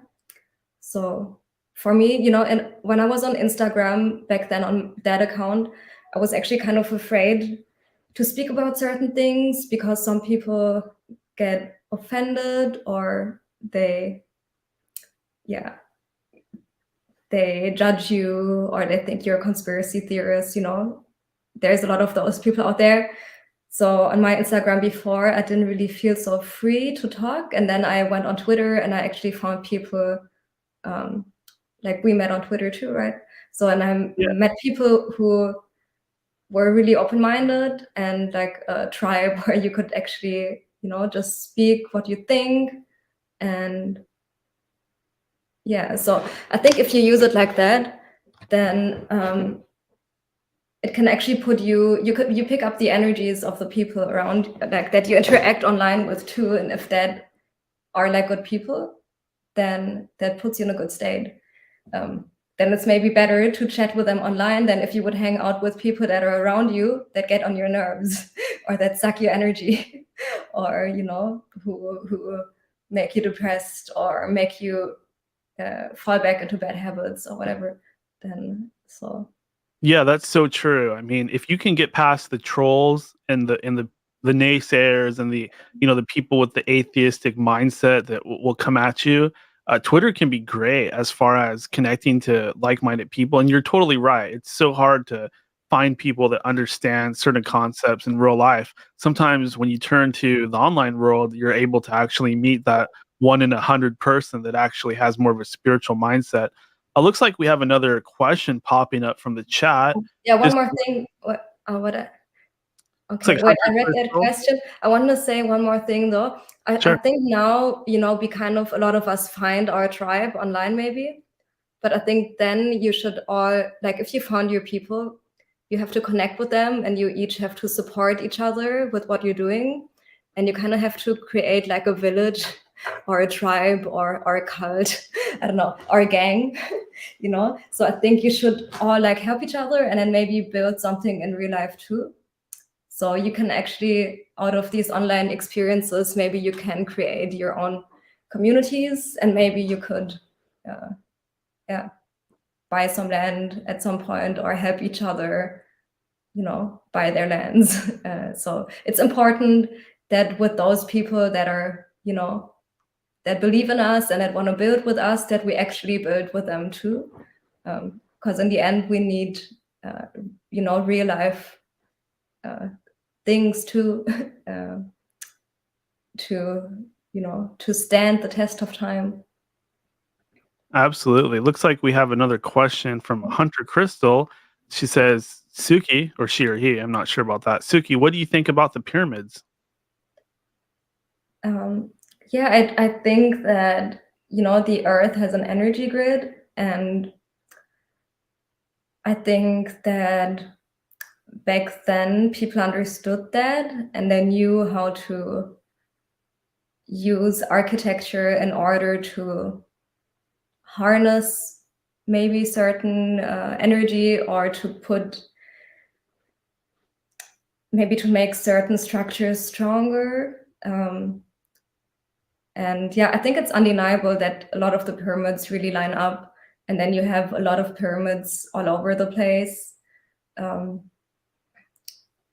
And a lot of the structures, how they are arranged, it looks like you could only build them so precise if you could see the Earth from above. And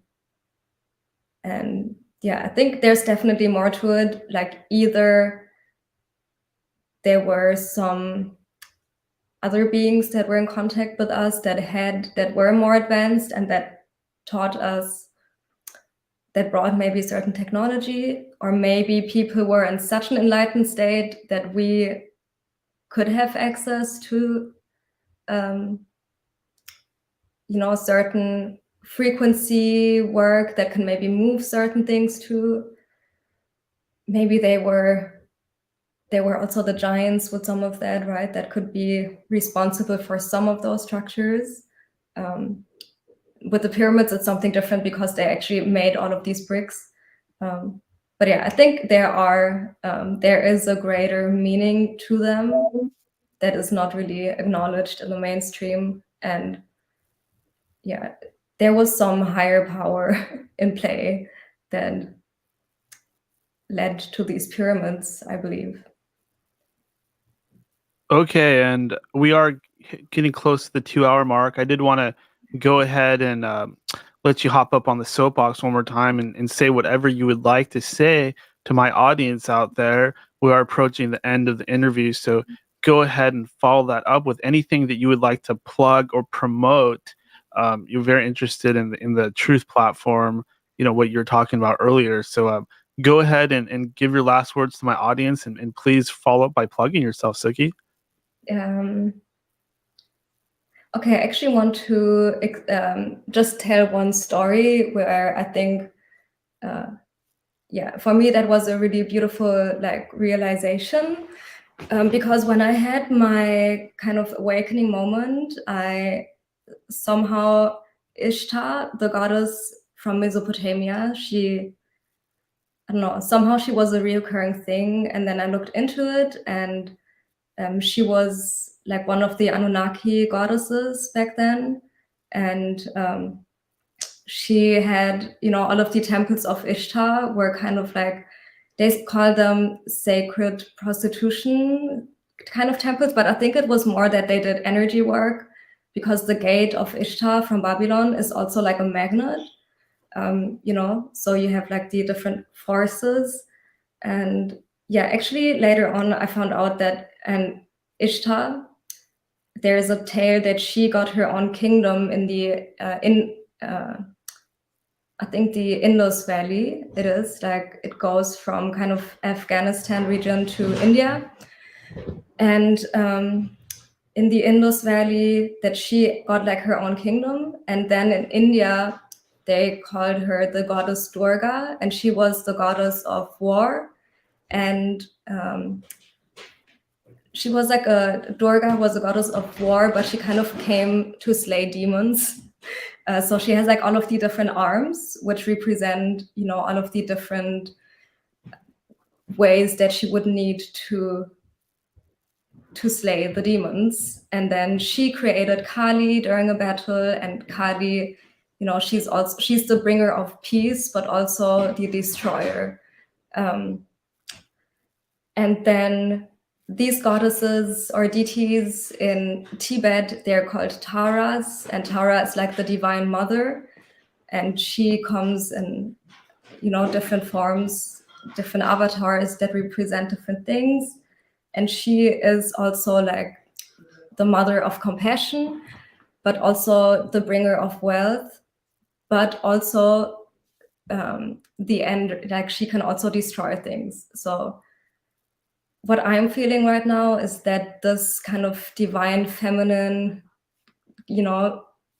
energy that is being represented in these deities, I feel this energy is really rising. And we can see that because a lot of things are being destroyed, but a lot of good is being, a lot of good is emerging out of this. So yeah, I think we should read about all of these deities, because it's really interesting in these times, I feel, and you can work with them as well, through different, just learning about them, but then different, like the goddess Tara, they have certain mantras that you can use to connect with that frequency. But yeah, I think we have to remember that there are always cycles, and sometimes you really need to fight something and burn some paths.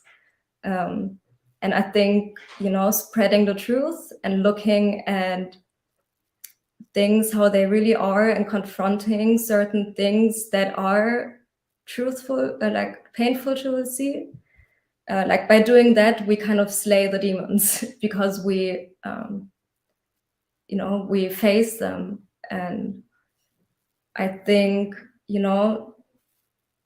this, evolving the planet is not going to be only like a beautiful like ascension process where everything just becomes, you know, heavenly, or we just skip to the next dimension like that.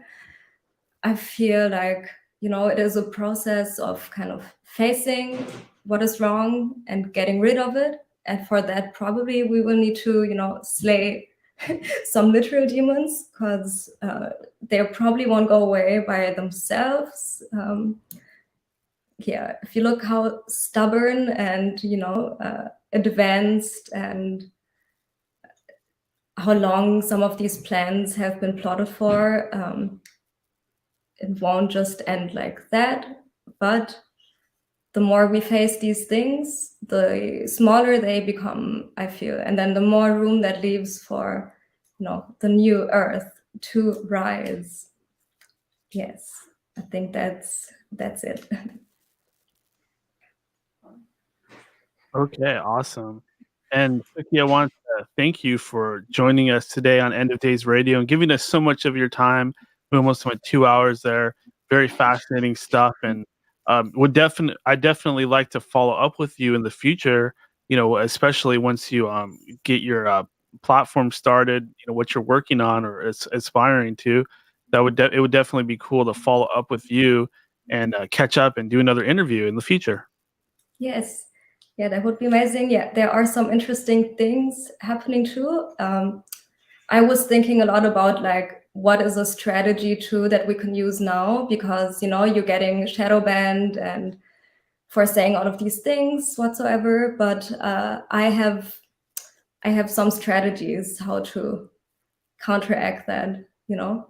So because I'm doing other stuff too, I'm working on like a short movie now, and I want to do some events and stuff. So you have to do like the normal world stuff and then create the platform, and then we insert the truth in there. So yeah, I'm plotting a few things. So you can follow me on Instagram. It's suki.sky with SK, or I just write it in the chat. And on Twitter, Suki Sky, Suki in the Sky, I think. Yeah, maybe we can link it. Yeah, we'll get your speaking of that, we'll get your Twitter handle and your Instagram handle in the description for the show. So if anybody wants to follow Suki, just look in the description wherever you're getting the show on YouTube or Spotify or however you get it. Just check that description. You'll be able to follow her. And once again, thank you so much for joining us, Suki. Great interview. I had a lot of fun. Also thank your roommate for contributing and making the show a little bit better. You're welcome. Yeah, I'm gonna have to come out there and party with you guys after all this COVID stuff is finally ended. Yes, Berlin is really fun. So, yeah. And I don't know, we would like to visit the States too, but my friend is from Afghanistan, so this is like kind of the hardest place to get in. But if someone wants to marry her, I don't know. We live quick before we close this. We live in a world where when I want to go to the States as an Afghan woman, I'm not allowed because terrorists. Okay. I mean, humor is a kind of way to laugh about it and heal and stuff, but damn, that just hurts actually. Oh, you can come over. We're all over that by now. It's all about the COVID now. We're over it. You're welcome to come. I'll protect you. No, I'm not. I'm Afghan woman, bro. Okay. They don't get it. Okay. Well, I'll come over there and we can party and have some drinks and Whatever. hang out, smoke some pot. Okay. They don't even want to give her a German passport. Like, yeah. Oh no. But you can all come visit. Yeah. Berlin is fun. Right now, not so fun, but in the summertime. Yeah. But it's gonna be fun again because like clubs here open from Friday all the way until Monday. And Daniel and me, we were watching the news recently, and it looks like things are going back. Yes, I think. I hope so. Yes. Oh my God, I'm so tired of this. Yeah. I think there's no other Okay. place in the world where you can party like 3 days in a row without the club opening. In Yeah. Kiev. In Kiev, maybe. Yeah. But I like that. More yeah, relaxed. so you can just go like on a Monday morning to the club, you know. Let's just go on a 2-week bender. I'm down for it. All right. Well, I had a great time, Suki and Yes, Suki's Todd. roommate. You guys enjoy the rest of your day. Have fun out there, and I will talk to you later. Yes. Have a nice day. Have a nice day. Bye-bye. Okay. That was Suki. Wow. What an interesting interview right there. As you guys know, this is the period of the show where we go ahead and we just talk about whatever, right? The after show portion. I do have some news stories I want to get into. I have some topics. Got to do our mind blowing moment of the day, of course. And if you guys want to hop on, remember, just follow that link in the YouTube channel at the top if you'd like to jump on cam and shoot the shit with me. Otherwise, I'm going to go ahead and jump into a break. So we'll go ahead and do a break. Where is my... There we go. We're going to go ahead and hop into a break and play a little music. I'm going to go use the potty, and I will come back and we'll start up the after show.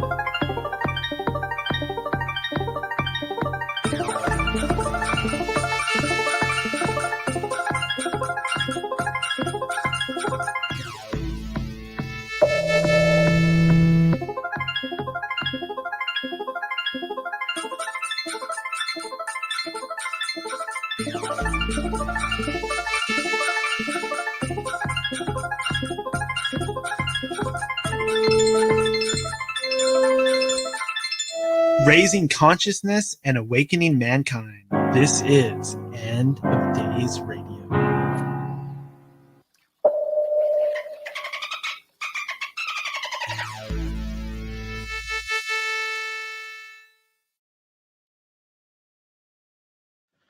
And welcome back to the end of days. This is indeed your host with the most. It's me. It's the DAN, the all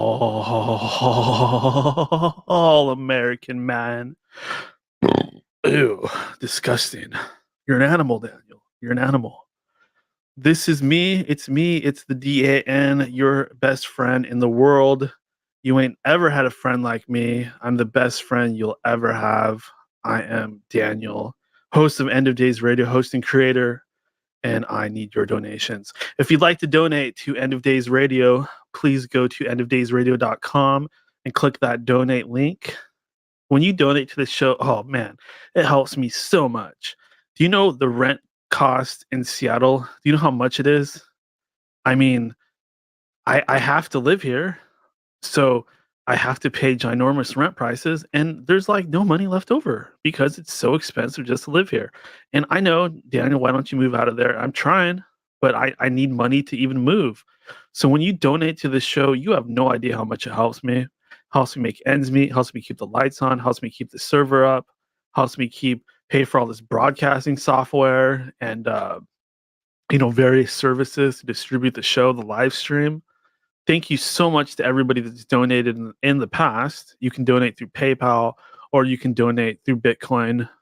Definitely getting in on the crypto options. I'm not an NFT guy. I just don't really get the NFTs or the metaverse. I'm not going to pay money for, something that doesn't really exist. I find that to be possibly the greatest scam of all time, the greatest ripoff of all time. I don't care if celebrities are buying real estate in the metaverse. I'm not buying into that, so to speak, or literally I'm not going to buy into that. Boy, I should have made my bed better. That looks terrible back there. Looks like a slob. Please donate some money so I can hire a maid. I'm just kidding. I need a tire. It's not a maid. What else do I need to talk about? Ooh, looks like we got some life. I see Mad Max doesn't. Oh, there he goes. Looks like we got some. Oh, hey Al. How you doing, Daniel? Doing good. How are you doing today? All right, we're just gonna see if see if this worked while I was going down the highway. Oh, so you're actually driving? Wow. Yeah, I just pulled into the TA truck stop here. Figured I want to talk. It'd be rude if I was just cutting in and out. What did you happen to catch? Did you happen to catch? I caught the end of. Oh, I caught the end of it. I've been sleeping. I caught the end of it. Oh, okay. Excellent. Got a delivery here. Usually I try to get here like way early in the morning so I can get in the customer before the customers start showing up. Had a freaking nail in the tire. I got screwed. What's new with you? Trying to sit at the damn fucking truck stop. That's where that is. I had to sit at the damn truck stop for freaking city for 5.5 hours waiting to get my damn freaking tire fixed. How annoying. Yeah, I was supposed to get here in Boise about 3 o'clock in the morning instead of getting here freaking 7. Well, I'm sorry that you're having these issues. That's all right. It's all part of the job. So, you gonna watch the Super Bowl? Hell no. Sports is weird. Uh-oh. So you're not a fan of football? Bag balls, what I call it. Oh, very harsh on the football fans. Grown men playing with other people's balls, showering naked together, playing grab ass. Is that what they're doing in the shower? They're playing grab ass? Grabbing each other's footballs? I always did think it was kind of weird how, like in school, you had to shower with a bunch of people. I never really enjoyed that. I always thought that was really strange. Like, what are they trying to do with it? Instead of watching freaking sports, people ought to be freaking reading the Bible. Is that the pathway to salvation? Is to read the Bible? That's part of it.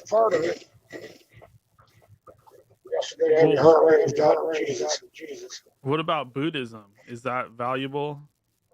No. No? Gotta have your heart right with Jesus and God. You can't, there's no other pathways to universal spirituality. You can't go through like an Eastern route. You can't like meditate, and it has to be through Jesus and Yahweh. Yep, you watch every video of people that died and went to hell, and it ain't Buddha that pulls them out of hell when they cry out for help. I've never heard of aliens being afraid of Buddha. Me neither. I could try. Like the next time aliens try to abduct me, I could say, "In the name of Buddha, be gone." Yeah, I don't think it's gonna work very well. Be gone in the name of the Buddha, and then I could hold up a little Buddha statue and just channel some energy through it and blow those aliens away.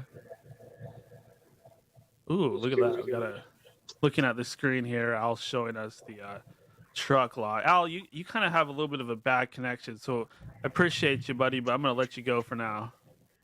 Hey, don't try calling you back. Okay, thanks, buddy. Okay, so Al was he was kind of hard to hear there, so I kind of pulled him off of there. Hopefully he was able to say what he wants to say, but that was very, very spotty connection. Hopefully we can get him back on here when he has a little bit of a better connection, because when we just hear a lot of static and stuff like that, it's kind of hard to communicate with him. But hey, I did want to talk a little bit about the Super Bowl. As you guys know, the Super Bowl is this Sunday, and me being a looks like we got Al back. I'll bring him back on here in a few minutes, but hopefully that lag kind of settles down. I did want to talk a little bit about the Super Bowl. It's a big event. A lot of people in the truth community really hate football. I'll be on social media and I'll talk about football, and people will be like, "Why are you watching that? Football's a distraction. It's gladiator sports. It's to hypnotize you with all these team names." And I can agree with that stuff, certainly. As I mentioned on the last show, we did get a little prediction about the Super Bowl. According to Mo Othman, our Illuminati insider, who I follow and many of my listeners follow, he's calling for a Bengals win. So if you feel strongly about Mo Othman's predictions, why don't you go ahead and place some money on the Bengals? Put $2,000 down on the Bengals, and hopefully you win about $4,000. Me, I'm not going to do it because I just don't trust anything, right? I'll put money down, and some evil force will change the outcome, and I'll end up losing it. So I'm not going to bother with that. But I am betting spiritually or mentally on the Bengals. There's nothing spiritual about football, right? I'm mainly upset because I'm a huge Seahawks fan, of course. You saw me wearing my hat earlier until I got too hot. But this is the first time in a long time where there's no Seahawks in the playoffs. They haven't gone to the Super Bowl in a while, but it was always good to see them in the playoffs. This year is just kind of strange. I know the Rams haven't won a Super Bowl in a long time. Let's see here. Rams Super Bowl. Got a computer in front of me, so that's a nice thing. Let's see. Rams Super Bowl. Have they ever even gone? Yes, they won in 2000, and they were there in 2018 and in 1979. So the Rams have been in the Super Bowl 3 times. And what about the Bengals? Looks like the Bengals have never won a Super Bowl. So there you go, right? That's why a lot of people are rooting for the Bengals, because they've never actually won a Super Bowl. First Super Bowl win is really exciting. But as far as being a truther or being a researcher, I'm mainly looking forward to the halftime show, because every year these halftime shows get turned into more of a spectacle. A lot of people will say that they're a ritual, magic ritual. You see a lot of symbolism taking place during the Super Bowl halftime show. Lady Gaga had that famous performance. I mentioned that on the last show, and it was really spectacular. And it just so happens this year, our favorite clone rapper Eminem is going to be performing.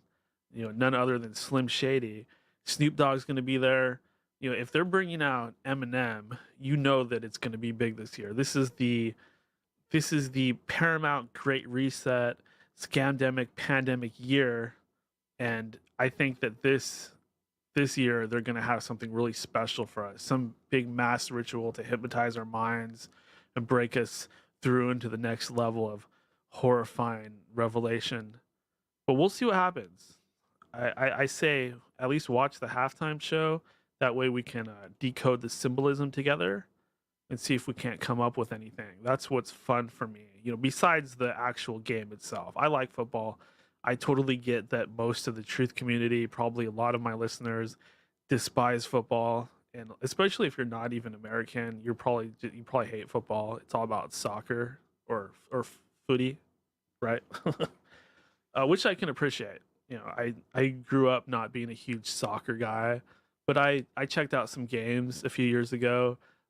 I got to know Arsenal and the different levels of soccer. So I'm a little bit more versed on soccer now, as us Americans call it. So I have a little bit more of an appreciation. I know it just takes tons of cardio. It's a really tough game to get good at. I wanted to talk a little bit about things happening in the news. Obviously, there's this, where do I even start with this? This whole Joe Rogan controversy, and I'm going to bring Al on to comment on this in a second, because this is just so important. This whole Joe Rogan versus the mainstream versus Neil Young. As you know, Joe Rogan had the interview with the geez, I'm forgetting the name already. Was it Dr. Malone? Let's see here.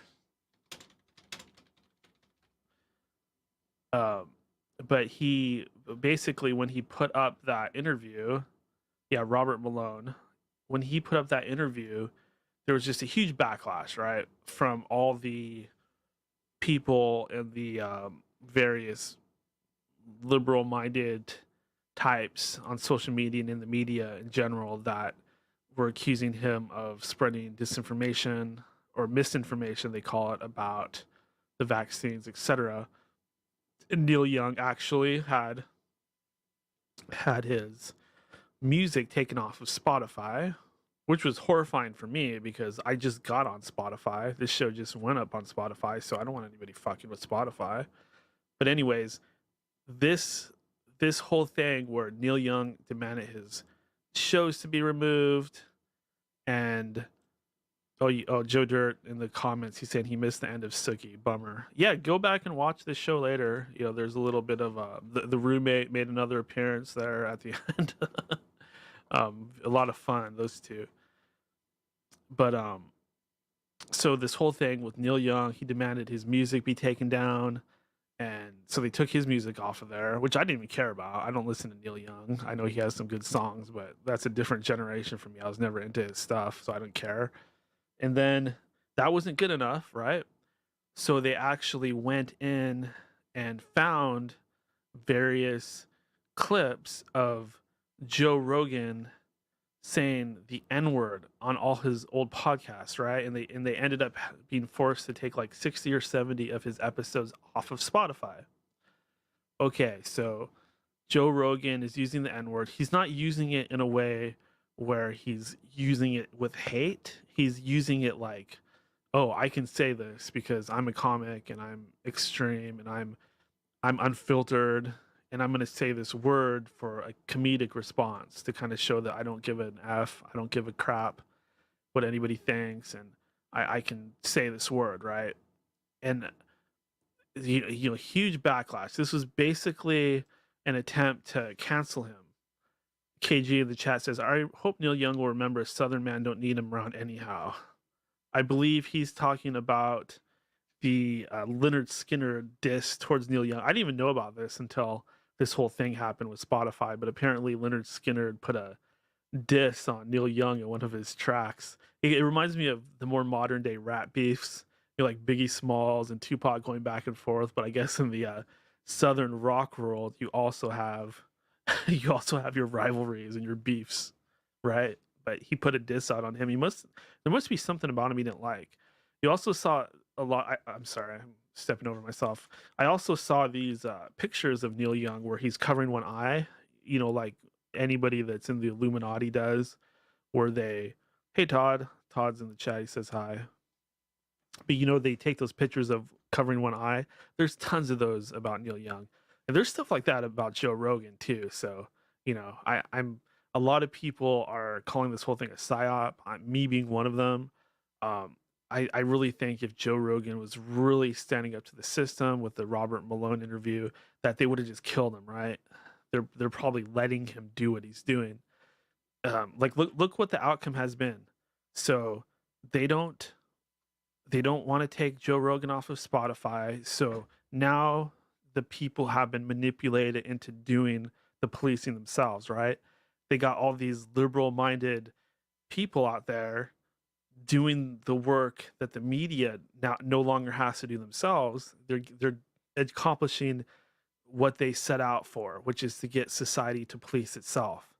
Now they have talk going around about Joe Rogan spreading misinformation, and people are accusing him of doing so. And these aren't media outlets. They've got normal people out there on social media and out there in the world brainwashed to push the agenda forward.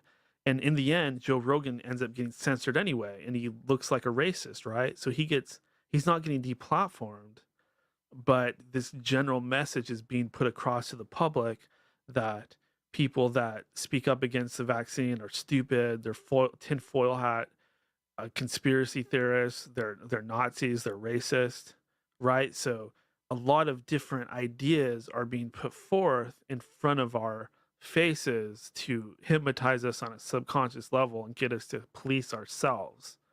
Kind of like you'll see in the media, oh, such and such person who spoke out against the vaccine suddenly died. Oh, don't they look stupid now? That has a psychological effect, right? It makes you feel dumb for entertaining any of that stuff. And they're putting out these little mini psyops like that on purpose, because they know if people see a story like that on their local news, they're more likely to trust the local news, and they're more likely to trust the narrative, right? Especially if it's somebody that was completely against the whole idea and not believing it, and suddenly they become sick and die. That makes them look very stupid, and it makes people that believe that line of thought look very stupid as well. It's some really deep manipulation. It's so deep that there's probably people listening to this saying, oh, he's stupid. Oh my God, he actually believes that. That's how brainwashed people are. They literally cannot see their own nose in front of them at this point, because they're just so torn up from all this media brainwashing. But anyways, the story continues. People start bringing up, the story about Joe Rogan. People start bringing up Howard Stern. Howard Stern has said the N-word so many times. There's so many clips of him. There's the famous clip of him doing the blackface. And he just seems to get away with all of it, right? He has people go back that work for him and edit anything like that out of his old tapes. People were bringing up the fact that he had a countdown on his old website that was counting down to when the Olsen twins turn 18, because when they turn 18, Howard could legally have sex with them, and he was saying how interested he was in Mary Kate Olsen or one of them.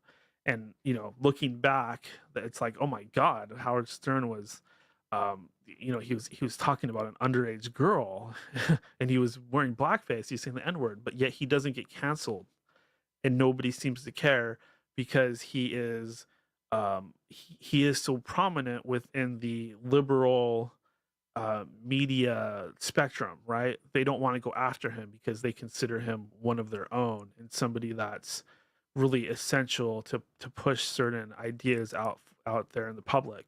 And also, the fact that Howard Stern is on Sirius, which is a paid platform. So because he's not on terrestrial radio anymore, he's actually able to get away with stuff, even though he said that stuff originally on terrestrial radio.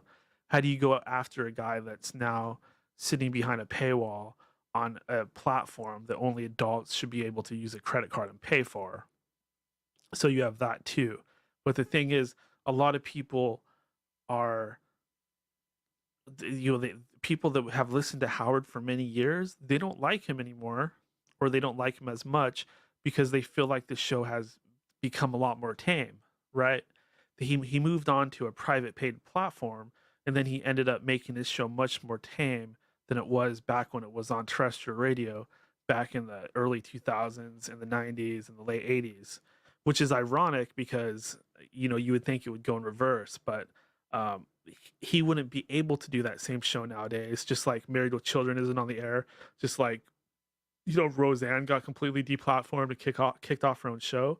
He would not be able to do that because it's the new woke cancel culture, and if he even tried to do any of that stuff, he would just get totally canceled and deplatformed, et cetera, and lose a lot of fans. So it seems kind of hypocritical on his part, the guy that was this big shock jock and big supporter of freedom of speech. Now he's going around telling people, oh, if you're not vaccinated, you should just die. You're taking up hospital beds.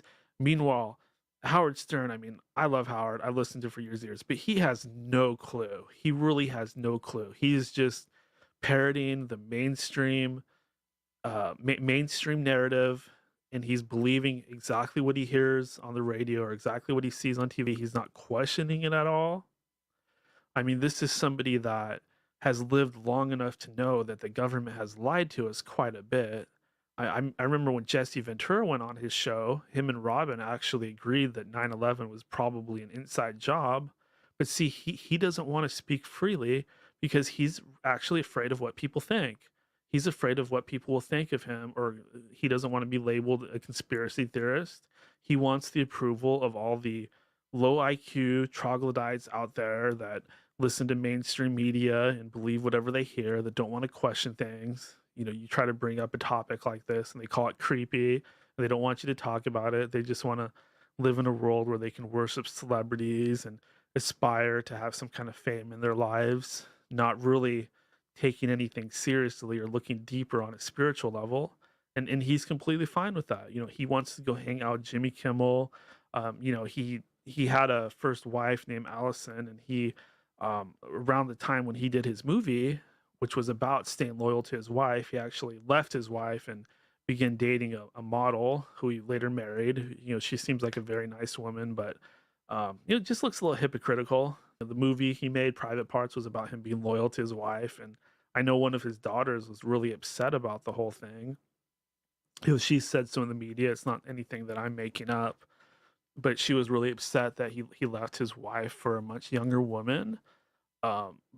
But it's one of those things, because I listen to Howard and I see how he treats his staff, and he's very benevolent and kind to them, and he's still a funny guy. So I definitely have mixed feelings. I am still a subscriber serious, but there's just not much on there. Like in the podcast world, you have so much better content. And I better wrap this up. Actually, I'm going on too long. But anyways, the Whoopi Goldberg, she's now getting canceled. We moved from Joe Rogan to Whoopi Goldberg, and she made a comment about Jewish people, and not specifically about Jewish people, but she said something about, it's much harder to have dark skin than just have be Jewish or have that as your religion or your ethnicity. She was making a point which I don't feel is worthy of having her canceled. Of course, it's a sensitive issue, the Holocaust and the Jews and Israel and all of that. And it's a topic that it's probably good to just stay away from. And that's what she should have done. But, for her to just point out the fact that Black people, it's harder for them to walk around where people can actually see that, there's a visual difference there versus being Jewish and nobody really even knows if you're Jewish unless you tell them. I definitely see her point there, and I don't think that she deserves to be canceled at all. She's a comedian. She's not an expert on the Nazis or the Jewish belief system, and there's a lot of people out there that believe the Jews or the Hebrews were black, right? So I feel like she was subtly trying to be kind of a voice for those people out there, the black Hebrews. I think she was subtly telling us that the Hebrews were actually black, and that was her way of spreading a little bit of truth. And actually, Whoopi earned some of my respect back because I haven't really thought much of her for many years since she was doing um, the movie Ghost or Star Trek: The Next Generation. That's the first time I thought, I gotta kind of give a thumbs up towards Whoopi because I think she was trying to slip a little bit of truth in there about bloodlines and the fact that black people have been massively suppressed and oppressed and enslaved for what I believe to be a very specific reason, because the people behind the scenes, the cabal or the NWO, they're very racist. They're very into preserving the white race. A lot of people disagree and say it's the exact opposite. But if you look at the people that are actually in the Illuminati or the so-called Illuminati, and who actually has the power, and the things that went on with Albert Pike and the KKK and the hangings at Bohemian Grove and the WASP and all that white power Nazi stuff, you'll start to realize if you research this stuff who's really in control and what the real agenda is, and which people are oppressed and suppressed versus which ones aren't. And in my opinion, there is a conspiracy going on against the African or black race to suppress their history and to actually hide the real history of the Jews and the descendants of the Jews, going all the way back to Noah, of course, and the 12 tribes. That's what it's all about. It's about lying to us about the tribes. I think it's a good point to make that Jewish people from Palestine, you could see the people that live there, they're Semitic. Semitic people have dark skin, they have curly hair, they have dark eyes. There's just no real argument that you can make to say that that's wrong or that's racist to point that out. You're actually being anti-racist and you're being pro melanated skin tones when you talk about that. So a lot of times the woke culture is actually the most racist because the woke liberal culture is complicit in spreading spreading this racist ideology that we think isn't prevalent in our modern society, but it absolutely is. Because if people would acknowledge the true history of the black or African race, our society would be totally different. And I think that's something that should be acknowledged. Let's bring Al back on. Hey, Al, still having a little feedback, but wanted to touch bases with you. What do you think about all this Joe Rogan cancellation stuff? I think it's funny. Neil Young, Joni Mitchell, Bruce Springsteen thinks he's still wrong.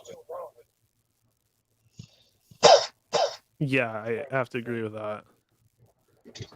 And another funny thing is they sold off their catalogs. So who cares? They don't even own their own music anymore. Very true. So what do they think that they're even relevant at all? They don't even own their music. Why do they think they can sit there and say, well, I'm pulling my music. It's not even your music anymore. I agree. As far as that Whoopi Goldberg thing, there's no such thing as an ethnic Jew. Every Jew I've ever met's a white person. And when they do that ancestry shit on them, most of them come back in Polish and Hungarian.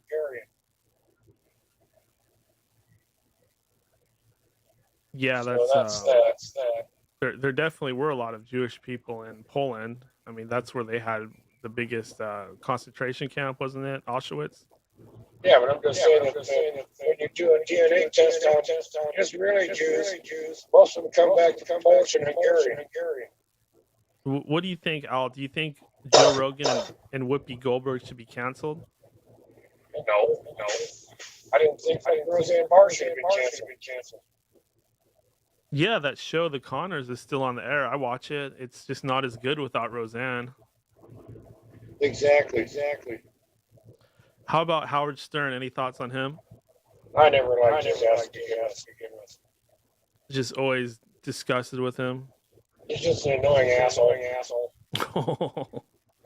Okay. I decided he goes for the lowest common denominator. Like you said, his audience is a bunch of troglodytes. Yeah, true. Hey, where do you see this whole censorship going? Is it going to get worse to where we can't even say anything at all, or is it going to get better? Well, as soon as true social goes down, it's going to get a lot better. Facebook, Twitter, YouTube, they're all going to go on the wayside. So you're really looking forward to the whole Truth Social thing? No, I'm looking forward to the emergency broadcast. Oh, okay. What do you mean emergency broadcast? The deep state's going to do something stupid that triggers emergency broadcast and for 10 days, 8-hour loops, all the evidence against the assholes, their trials, their tribunals, and their executions. Like Hillary Clinton, George Bush, Dick Cheney, Donald Rumsfeld, Bill Gates, Adam Schiff, Gavin Newsom, and all these people that have already been executed. So Trump's going to come back, and there's going to be trials, and Hillary's going to go to prison, and all this stuff we're hoping for is going to happen when Truth Social comes out. Hillary's already been executed. Oh, that's right. Yeah, I'm just waiting. Chopping it to wait to do their stupid thing to trigger the broadcast. Joe Dirt says, I always thought Howard was a jackass, but I support his right to speech. Say no to cancel culture and arrest real criminals. Okay, fair enough. Yeah, I agree with that. He's got a right to speak. He's still a jackass. Yeah, well, I appreciate it, Al. Hey, we're still having that. I got some more evidence. About McDonald's serving up human meat in your hamburgers. Really? Can you tell us about that? Yeah, they've been all them children. They've been harvesting adrenochrome from. They were having to dispose of the bodies. Disposing their bodies in McDonald's meat plants. All over in the United States, over in China, it's all the organ harvesting. KG in the chat asks where you get your info. Beforeitsnews.com. Beforeitsnews.com. Yeah. I put the show up on that site sometimes. Oh, do you? Yeah, every once in a while. I haven't been doing it much lately, but it's kind of a cool website because pretty much anybody can put anything up there. I mean, it is kind of checked out by their moderators, but it's gotten us a lot of views because a lot of like truth-oriented people browse that site. Yeah, remember is on there. Oh yeah, I'm a member. Another thing, I found another video of all those giant statues over in Egypt. Those are actual giants that have been turned to stone. Guy found one that part of his body right here, open. You can see his ribs sticking out. Well, that's weird. Yeah, I used to go down to Joe's stuff, blah, blah, blah, blah, blah. Same old. But I've been getting a lot of good shit from ForexNews.com. As far as these military tribunals, real raw news. Beforeitsnews.com. Okay, awesome. And realrawnews.com. realrawnews.com. Okay, so a couple alternate media outlets for you guys out there that are looking for something different than the mainstream media. That way, that's one of the places where Al gets some of his information, or Mad Max, as we know him on here these days. That and I got some friends that are insiders too. They have friends that are actual insiders. So he's basically saying he's got some sources. Yeah, I go call them, I go jump stuff, I get up, beforeitsnews.com. And they'll tell me, oh, all right. Give me some confirmation about stuff I already heard from some other sources. All right, Al, we still got And that echo going on. Sometimes when I call them, they tell me stuff, and I say, oh, give me confirmation. All right, appreciate it, Al. We still have some of that feedback going on, so I don't want to put them up there for too long. Hopefully, we can get that issue checked out in the future and get that fixed. But for now, we'll go ahead and call that good. I do have a few more things I want to talk about. I did want to touch on the, or not touch on it, but we got to do the mind-blowing moment of the day. So while Al was talking, I went and grabbed one of my maracas. Yeah, those of you that are viewing on the live stream, the video portion of our show, I'm holding it up to the camera. It's pretty cool. It's got a little beach sunset picture on it. I actually picked these up from a local store. Figured I'd give them a little business. It was one of those guitar stores that looked a little bit downtrodden, and it didn't seem like they were getting a whole lot of business. So I went ahead and bought some maracas. I probably should have bought a guitar. That probably would have helped them a bit more, but I did buy something. But let's go ahead and do our mind-blowing moment of the day. Mind-blowing. Mind-blowing. Mind-blowing moment of the day. You're blowing my mind, man. You're blowing my damn mind. So, very interesting interview. When we were talking to Suki earlier, there was a moment. People listening to the podcast version of the show would have no idea what's going on, but towards the end of the interview, her roommate starts moving things around the room, and she's walking by a bunch of times, wearing this short sort of skirt, and she takes that naked statue and like moves it right into the middle of the screen, and then she starts like kind of dancing around in front of the camera and kind of spreading her legs a little bit, and I'm pretty sure I saw her underwear. Yeah, I saw a flash of her undergarments there. So that blew my mind. I don't know about you guys. I mean, I definitely love the stuff that Suki had to say. I'd say that probably my favorite part of what she was talking about would be the stuff about the higher dimensions, and the idea that Christ was channeling something from a higher dimension or a higher state of learning. But I love that stuff. But my mind was definitely blown when her roommate came over to the camera and was giving us a little flash and giving us a little extra show. I was just thinking to myself, oh my God, really? Only on End of Days Radio, only on this program, only on EODR, End of Days Radio, are you gonna have stuff like that happen? But oh my God, they were so much fun. I definitely would like to party with those two one of these days. A very different atmosphere over there in Germany. Definitely different than what you encounter over here in the States. So that would be the mind-blowing moment for today, was the little extra show performed by Suki's roommate in the background there. End of Days Radio exclusive. Moving on.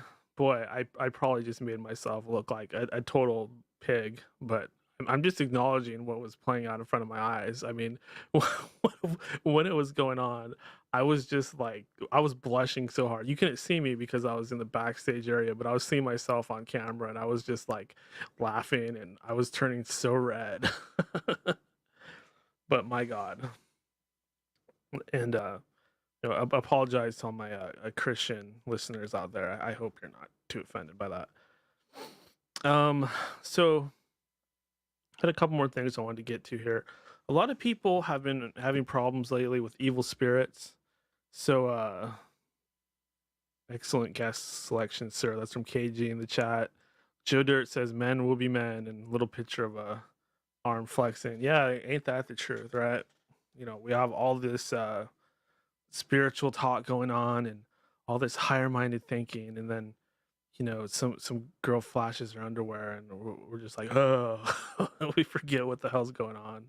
my vibration just dropped to like the lowest level. It dropped to the troglodyte Howard Stern fan level over in a matter of seconds. Wow, what a show today, right, guys? Yeah. So I want to talk about all these people that I've been coming across that are having problems with evil spirits and low vibrational energy, and just in general finding themselves stuck into this sort of oh, it looks like Todd's trying to call in. So Todd, I don't do the old call-in number anymore. I just didn't see any reason to do it. So you just got to excuse me, I keep burping. Too much coffee. You just got to use the stream way to come on the show. So you got to use your cell phone. I figure if anybody can call in, that means they have a phone. So why not just hop on the stream? Use the camera. You just got to go to the YouTube chat and then click on the link at the top, and that will. I usually send Todd a link to it, but this time I didn't. But you just click on that link in the YouTube chat, that pin message at the top, and that will give you a link to get on camera using your smartphone. So anybody that's able to call in, chances are they have a smartphone. Everybody has one nowadays, and anybody should be able to use their smartphone camera. So we still have the Skype line. It's just I don't see any reason to use it anymore. It just doesn't add anything. It's not as good as having somebody on camera. So why even have that when you can use it? People are just going to do that because they don't want to come on the camera.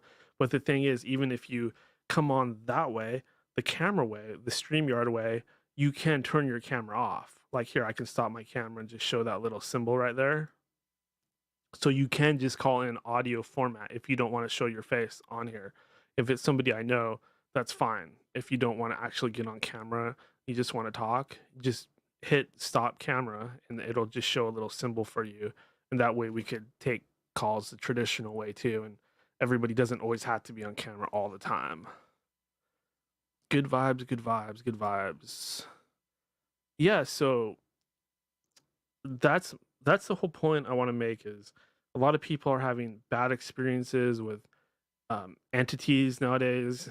I personally believe that there's more demons in this world than there ever has been, because I don't remember so many people talking to the air when I was a kid. I don't remember so many random attacks when I was a kid. I don't remember so many like mass stabbings or people eating each other's faces or anything like that. The face eater was some years ago, but that was like the first when I remember hearing about these possessed homeless people and possessed people in general causing trouble out there. So Todd's asking for a link. Let's see here. Maybe I could just can I get that link out of my backstage area here? Probably not. I don't know. But you just go to the YouTube.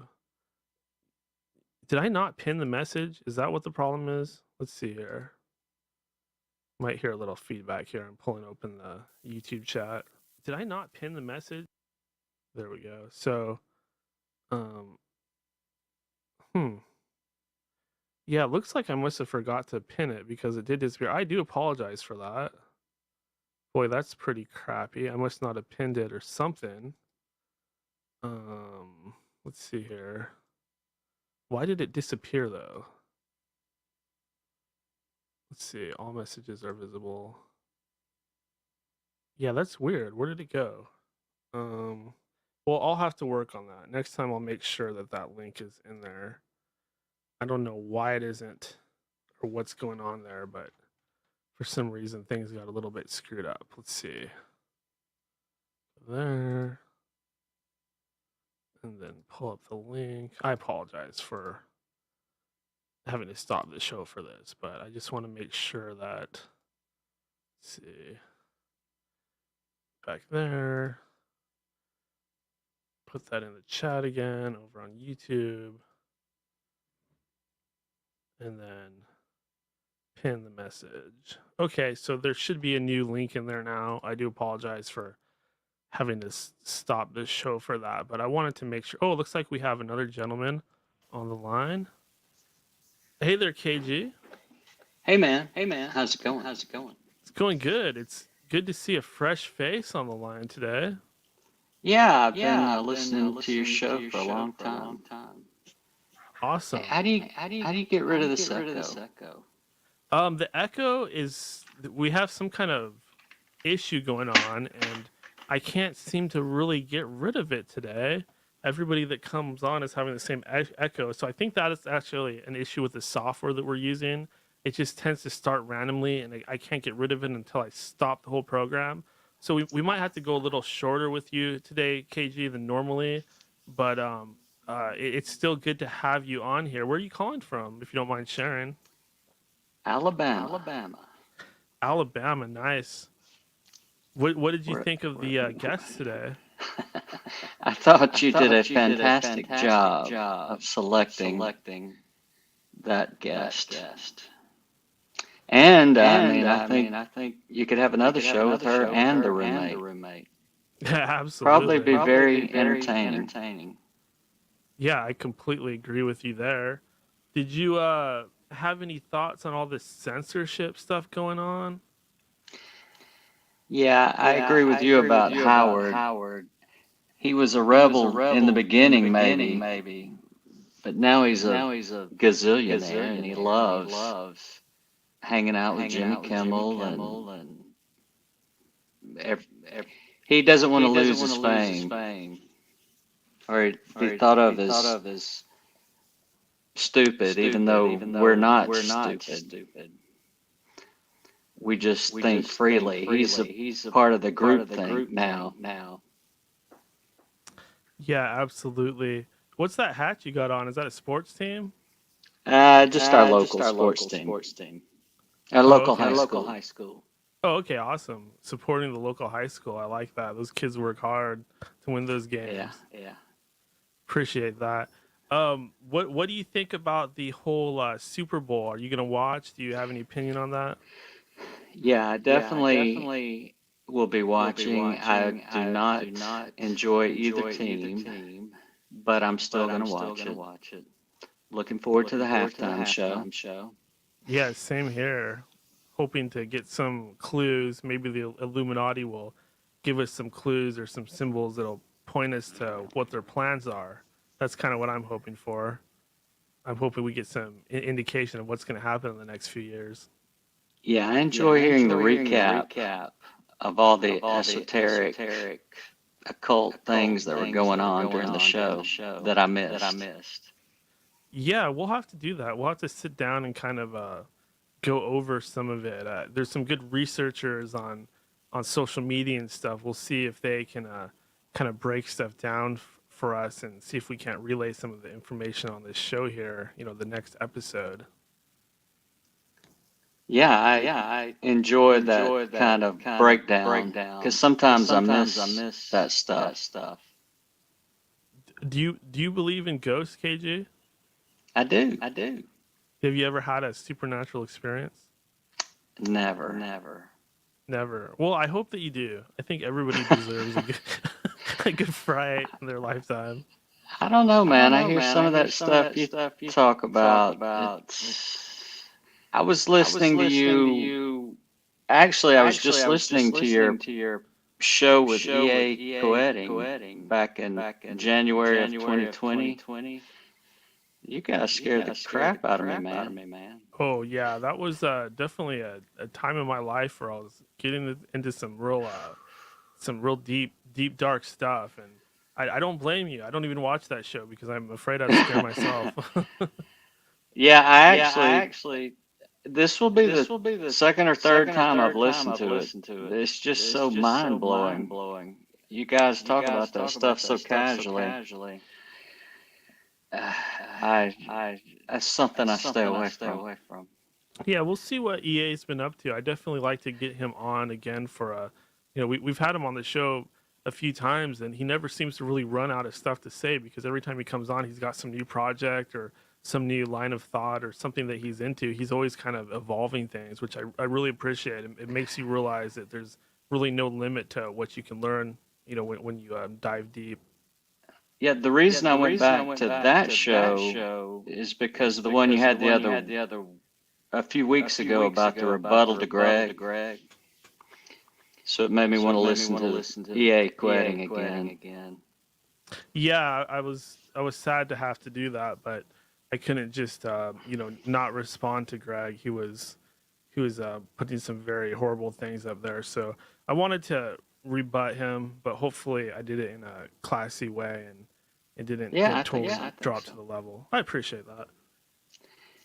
Yeah, I don't believe I ever heard one of your shows with him, but I was going back to look. And then I saw EA quitting and I stopped. Oh, Because that was fascinating. Yeah, he's a really good guest, and they're two very different perspectives, and that's kind of like what I like to do. I like to try on different belief systems and see what we can gain from them instead of just sticking to one thing and only talking about one thing. But KG, I appreciate you coming on. I'm gonna pull you off here and get a Todd up here in a second. But we definitely hope to have you come on to the live stream. Hopefully when this stupid echo is gone, and get you in on some group chats or get your opinion on some things. So we definitely like to see you come back, buddy. Thanks, man. Enjoy it. Absolutely. Have a good one. Oh, whoops. So looks like we got Todd in the backstage.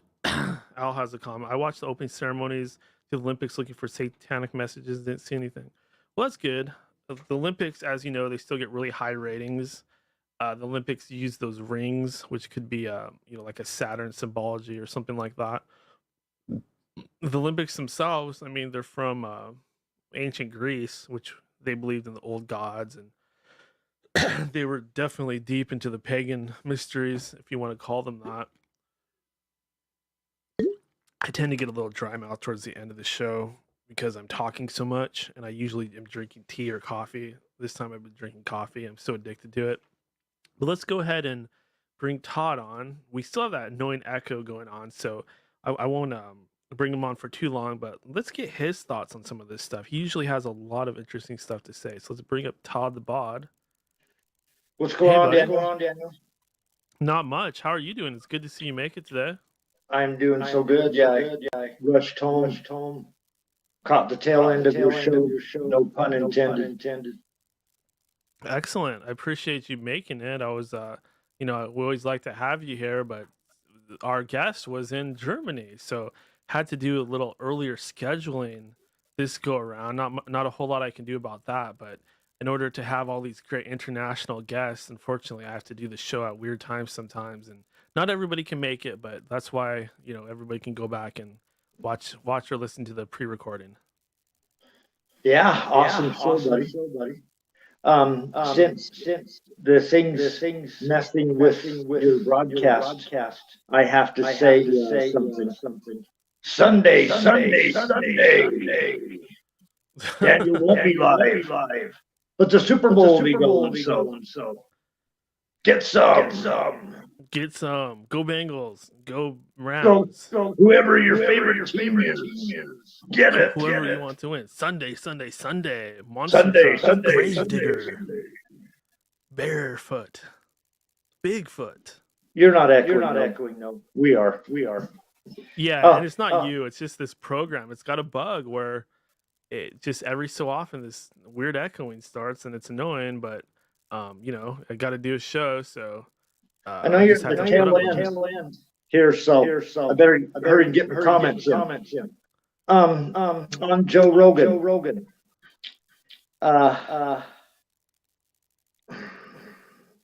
I don't dislike Joe Rogan. I like Joe Rogan, as I've told you. I loved Fear Factor. Once he apologized, they smelled blood in the water, and then the next thing you know, they're just all over us. So don't apologize, Joe. When they go back in history and all these great literary artists from the 17th, 18th, 19th century. Nowadays they have to put warning labels on everything they say because it's like they were living in a different time. Please forgive them for their views on.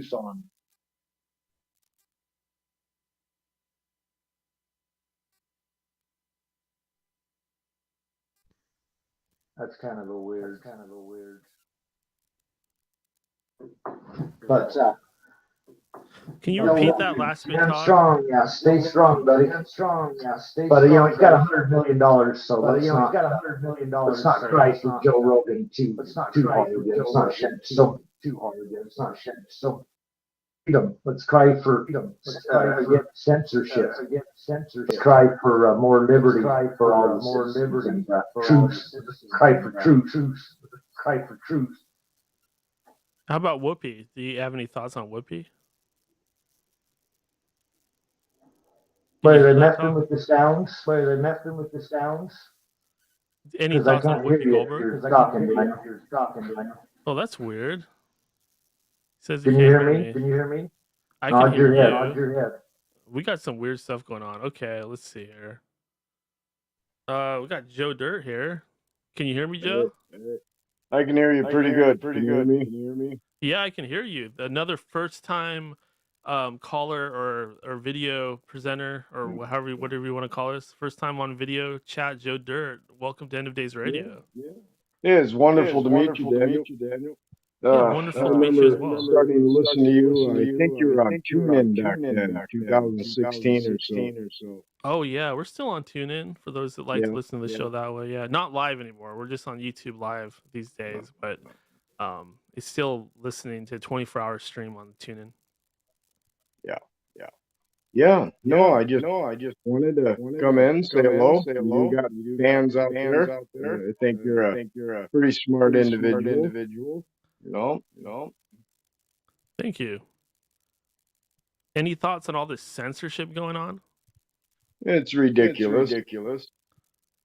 Yeah, I definitely agree with that. I mean, boy, I would like to just say what I like on here, but even I kind of feel the pressure sometimes of, boy, certain topics, maybe we should just stay away from them. Maybe it's not worth it getting, the plug pulled on everything. Yeah. But then they win too, you know. Yeah, exactly. So Any thoughts on Joe Rogan? Not too many thoughts.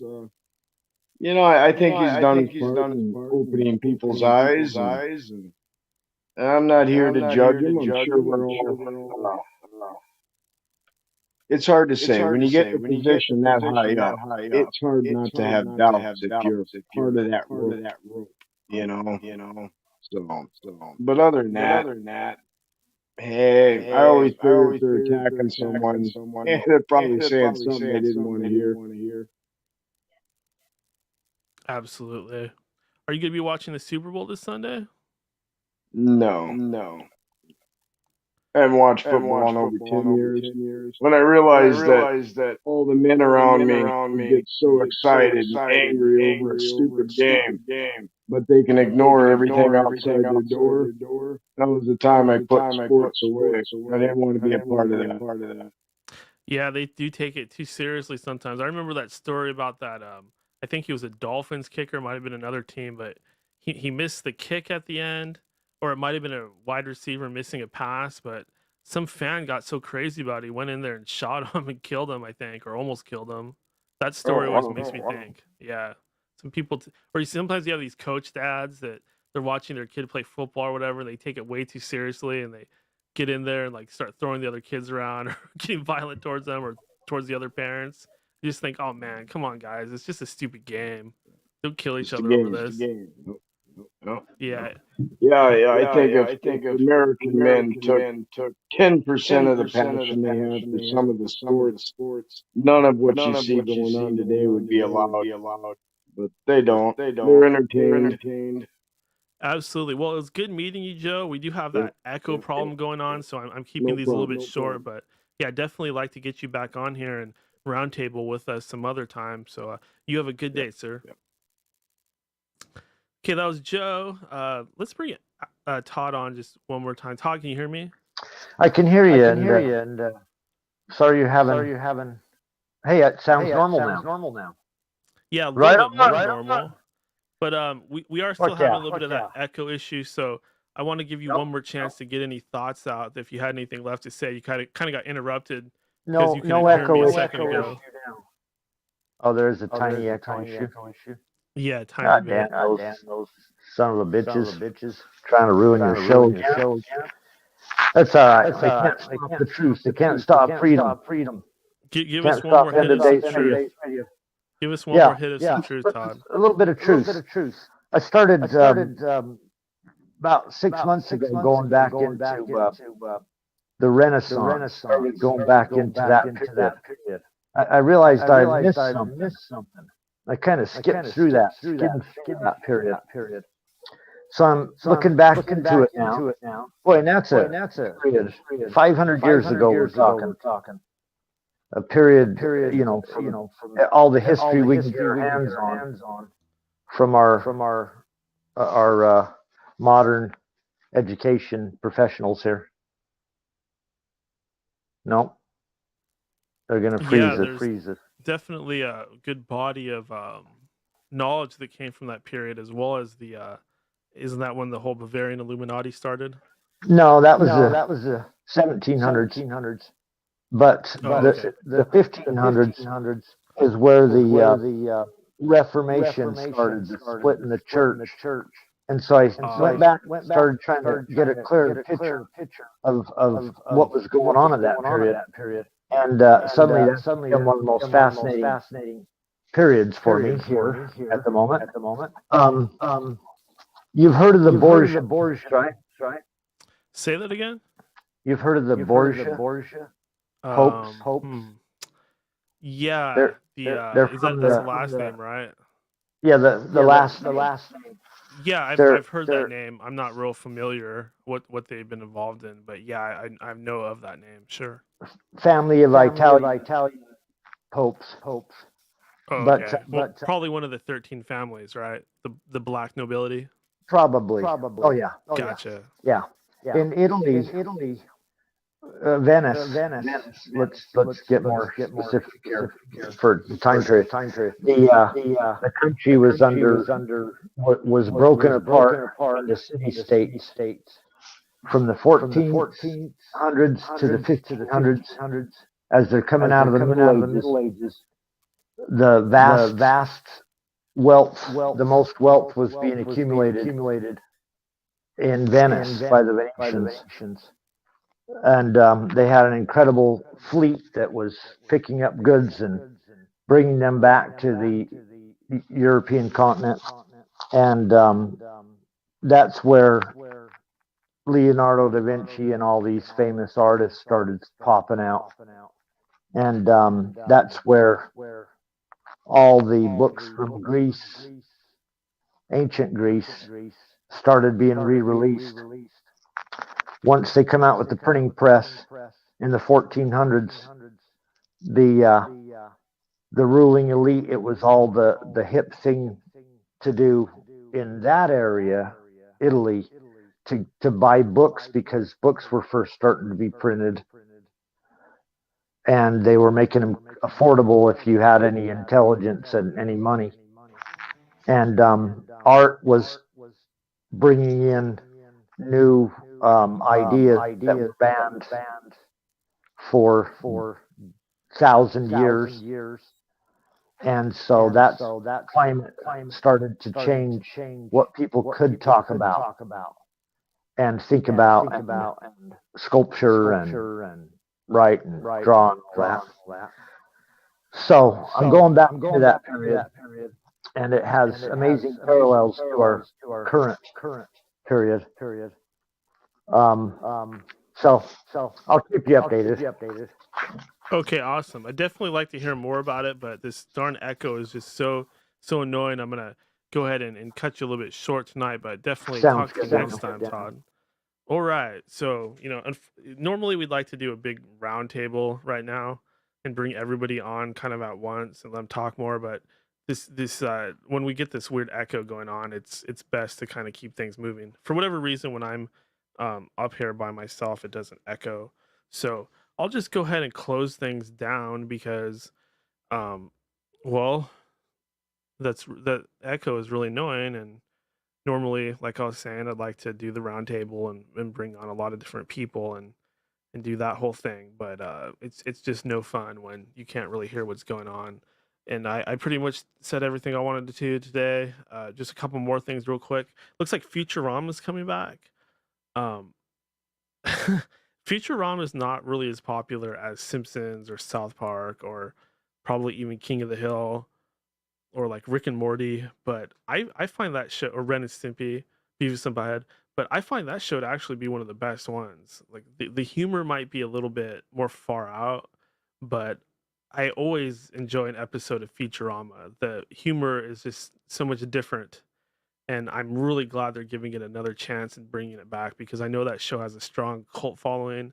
In fact, we were talking about Howard Stern earlier, and one of the guys that was a big part of the Howard Stern show in the 90s. I'm not sure exactly when he was on. I know it was like late 80s, early 90s when Jackie was on.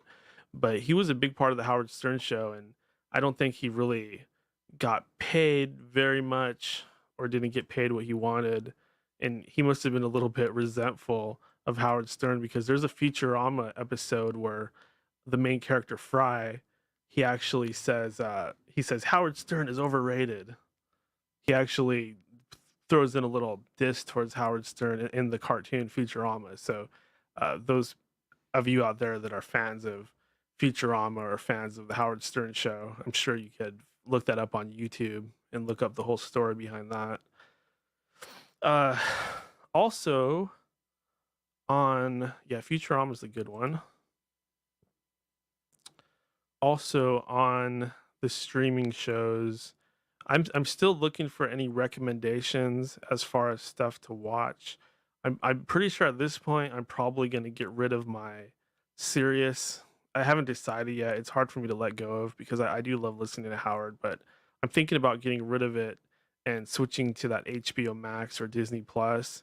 It's about the same price, and as far as content, HBO Max has the new Dune miniseries, and they show all these movies when they come out.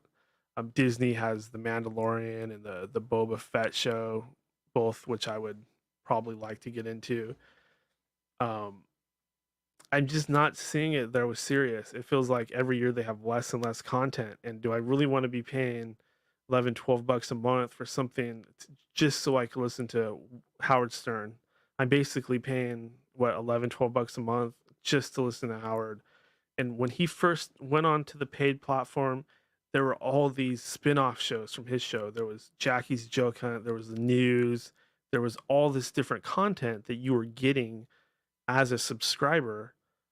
That was for the subscribers. It's extra content for us that are paying money. But as time went on, I kept seeing Howard is signing for more and more millions of dollars with Sirius. It's obvious that the money, instead of going to all these other shows and stuff, it's just going directly to Howard. And I find that to be really lame because how are you going to offer everybody something and then take it away, right? How are you going to give people all this extra content, including a new show, which I really enjoyed, and a much better wrap-up show, and then take it away and just have that main show? I think that Howard's gotten really out of touch in terms of what his fan base wants to hear and what they're into, because I'm not paying all this money just to listen to Howard. Like, that's like paying $11 to listen to podcast. Would you guys would you pay $11 to listen to me? I know I'm no Howard Stern. I mean, I'm just here by myself for one thing. I don't have Jimmy Kimmel on my show, but I would never expect anybody to even pay like $5 for the show. If I was charging, I'd probably charge $1, but I'll never even do that because I don't think I like this. This show reaches more people when it's free. Like Howard, I know I talk about the guy way too much, but he's been in the news a lot lately, and he used to be in front of like 20 million listeners when he was on terrestrial radio, when his show was free for everybody. He was so mainstream, so all over the place, household name, easily 20 plus million people at a time. Now that he's on a paid platform, he probably has like 1 to 3 million. So he only gets out to a very small slice of what he used to. Joe Rogan's, everybody knows these stats by now, but he's getting 10 million people subscribing to him. 10 million people. That means podcasting has reached an unprecedented level. it is all about podcasting now. This Todd says fuck Howard Stern. Um, I'm a fan of Howard Stern, but he's a guy that it's fun to love him, it's fun to hate him. It's just you got to give your honest opinion if you dare, exactly. But the fact that Joe Rogan is in front of 10 million people, I think that says something to all those podcasters out there that are, maybe they're not getting very many people listening, and maybe they're giving up and they don't think that their show is really going to be successful. If Joe Rogan can get 10 million people listening to him, then that means that means the possibilities are limitless, right? That's how I feel about my show. If that's what people are doing for entertainment, they're listening to podcasts, then why would you give up on your show? I know Joe Rogan, he's been on Fear Factor and News Radio. He's a UFC guy. But the thing is, he's not doing anything that anybody can't do, right? He was a stand-up comedian. He has a podcast. Pretty much everybody that is getting into comedy has a podcast because they know that when their fans can't see them live or see clips of them on YouTube at any time, they can subscribe to that podcast and listen to it, right? They can listen anytime. That's what I mean to say. So podcasting is the future. It's here to stay. It's not going anywhere. In fact, a lot of these social media platforms like Twitter has the live chat groups, whatever it's called now.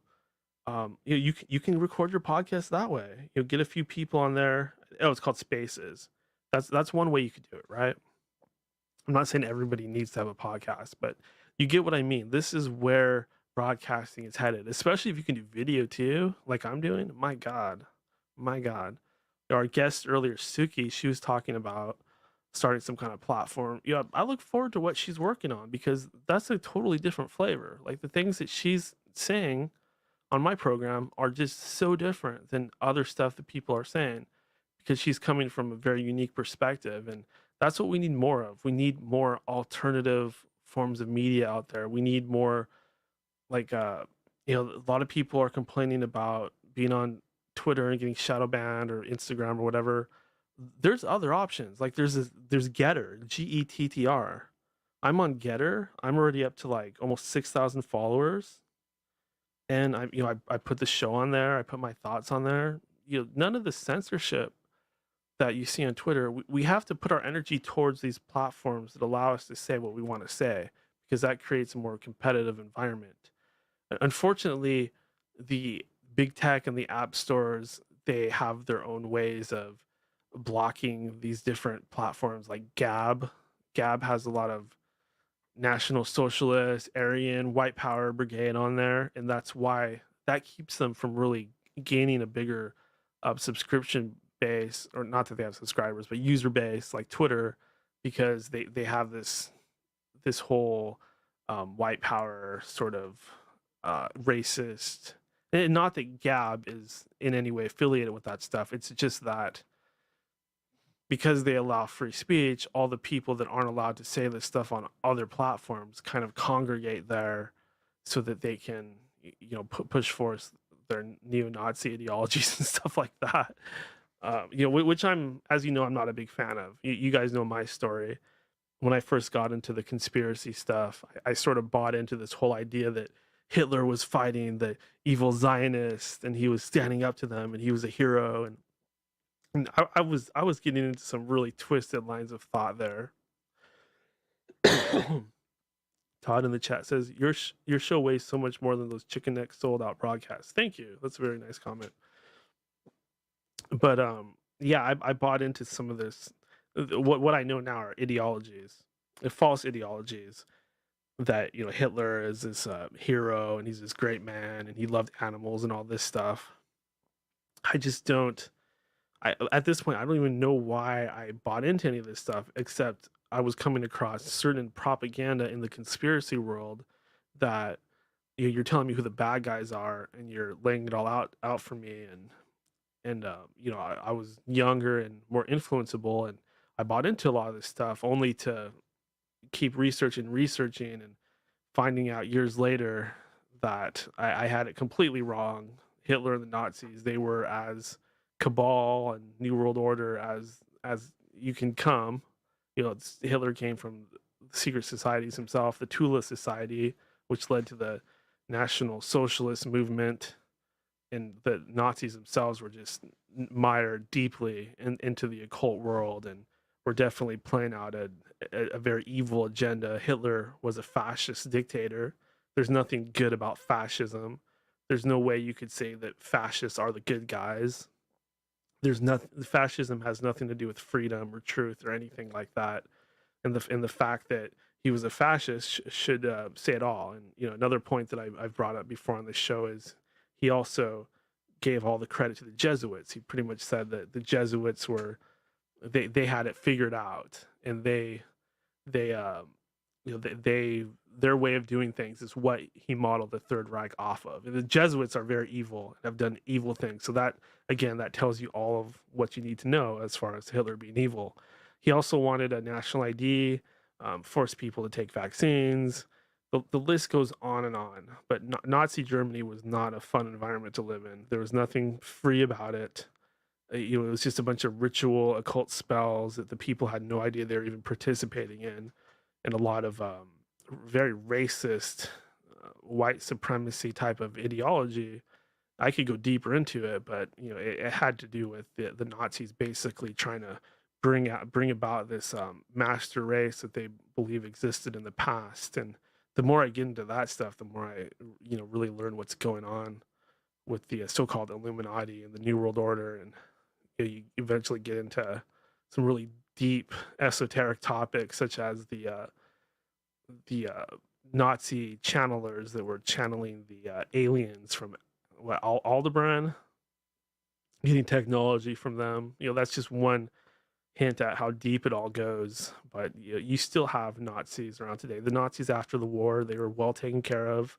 They were either brought to Russia, they were brought to the United States under Project Paperclip, or the really bad Nazis that nobody would ever allow in this country or give them a chance at all, they were sent to South America where they could live out their lives in peace, which may have included Hitler, by the way, and definitely included Joseph Mengele, who was a monstrous person who performed evil, horrible, grotesque experiments on people. He escaped to South Africa. So please don't come at me saying that the Nazis were good or Hitler was good. I've already been there. I already bought into that line of crap, and I had to see the light of day and have some spiritual experiences that really woke me up and showed me the truth. And a lot of people out there, they're racist and they don't realize it. And if you overcome your own racism, if you can be honest with yourself and admit that that's inside of you, and if you can overcome it, you will turn into such a more spiritually strong, wise person that you will look at your past self and just be like, oh my God, what was even going on there, right? So be careful of these in the truth movement. I'm talking about this stuff because it's a big part of the truth movement these days. There's a lot of Nazi white power ideologies that are in there, right? And that's not it. I mean, I don't think it's good to say, brown power or black power or stuff like that. I don't think any race should be held above other races. But I think that we all need to be careful as part of the truth community to see the truth about some of this, white nationalist, Aryan conspiracy stuff that you could easily buy into because of the Zionist movement in Israel. It's very easy to paint a picture for people that leads them down an anti-Semitic or racist line of thinking. So we have to be extra careful to not fall for that, right? Because this is part of the division and part of the manipulation, and why people like Whoopi Goldberg get in trouble, because they're falling into a certain trap that's been placed out there. We have to be wise, and we have to be strong enough that we can recognize these traps before we fall into them, or before we accidentally manipulate others or get others into, into this racial stuff. With some people, it's just all about race. And I find that attitude to be so annoying. Like, I'll be hanging out with with a friend of mine that's Asian or something, and just everything that comes out of his mouth is like, oh yeah, that guy over there, he's such and such because he's black, or he likes this because he's black, or black folk or white folk, white folk are into this or that, and the Asian parents are so different and stuff like that. It's like literally everything that goes through his mind is somehow related to race, and I just think that we all need to get kind of past that. I know that there's certain areas of the country where it's mainly like white people, etc., where it's very easy to kind of think that way. But like I live in Seattle, like there's different people around every block. You got people from Asia, from the Middle East, from Africa, from Somalia, from every place that you can imagine. They all congregate here. So, as far as like looking at people and thinking anything xenophobic about them, I just don't have those thoughts. I'm just so used to being around, a lot of gay people and transgender people walking around here. I remember at my old work, every day these two girls would just like make out right there, like in front of my workplace. That's something you probably only see in Seattle, but just like looking at that, like, wow, there's very liberal attitude around here. And you're not going to be able to exist in a community like this if that stuff bothers you that much. You have to just be able to just coexist, I guess. They say coexist, and that's something that we would attribute to those liberal asshat idiots, those sheepish type of people. But I think there is something to honest coexisting and being open to other beliefs, or being open to other cultures and not shutting them out or being too pro this or that. I think we should just recognize that we're all human, as simple and lame as that idea sounds. We should all just remember that we're human. Todd says, please have Suki and her roommate on again. Definitely. Yeah. I mean, we had a great time with her and her roommate, and we'll definitely touch bases with her in the future.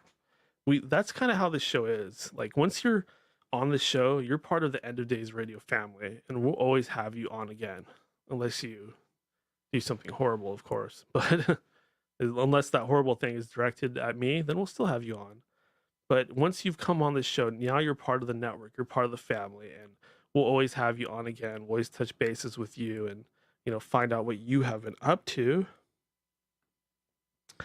I didn't finish this thing I wanted to talk about, but we had people coming on, and during this after show, I always like to make you guys the priority. So even though we were getting some echo, which we still haven't gotten rid of, I really like to make this last half of the show about you guys and let you get up here and say what you wanted to say. It's of course better if we get multiple people on at once, but that we're still working on getting that echo taken care of, which is really annoying. Hopefully the people that work on this software are listening and they know that there's an issue going on. But I wanted to say, because there's so much possession and so many evil spirits, there might even be evil spirits around you that you're unaware of. You might have certain negative feeling that you've been having lately, a feeling of negativity being stuck to you. But you can actually get rid of that by burning some sage. And sage is something that people have used since ancient times to ward off evil spirits. What I do is I don't get the actual sage. I get sage incense sticks from Nag Champa. Hold on, I'm gonna grab one.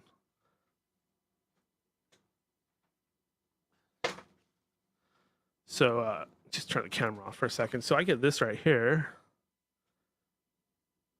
The Satya White Sage Incense. You can get it from Amazon. This is the real stuff. It's not the fake perfume smelling stuff. Although I have tried brands that were actually better than this. And of course you get your actual incense stick. Oh, it smells lovely. But if you burn some of this, especially if you burn at least half a stick, it'll actually get rid of that stinky sort of low vibrational negative stink that you have on you. It's kind of like taking a shower. It'll totally cleanse your whole house of evil spirits. So if you're having issues like that, just burning some sage can make and even this incense type of sage can make a massive difference. So I just want everybody to keep that in mind. What's this here? Todd says in the chat, Adam Kakesh said Joe Rogan told him they won't let him have Adam on, so maybe it's time to call Adam again. Why wouldn't they let him? I didn't even know Adam Kakesh was on Joe Rogan's show, for one thing, but I don't see why they wouldn't have him on there. Like, who, that brings up something. I came across something on social media. You guys have heard of the disinformation publishing company, the disinformation company. They've published a lot of books. Like I sent Todd a copy of the what's it called? The Disinformation, the Book of Lies, a guide to disinformation, or a guide to magic and the occult, or something like that.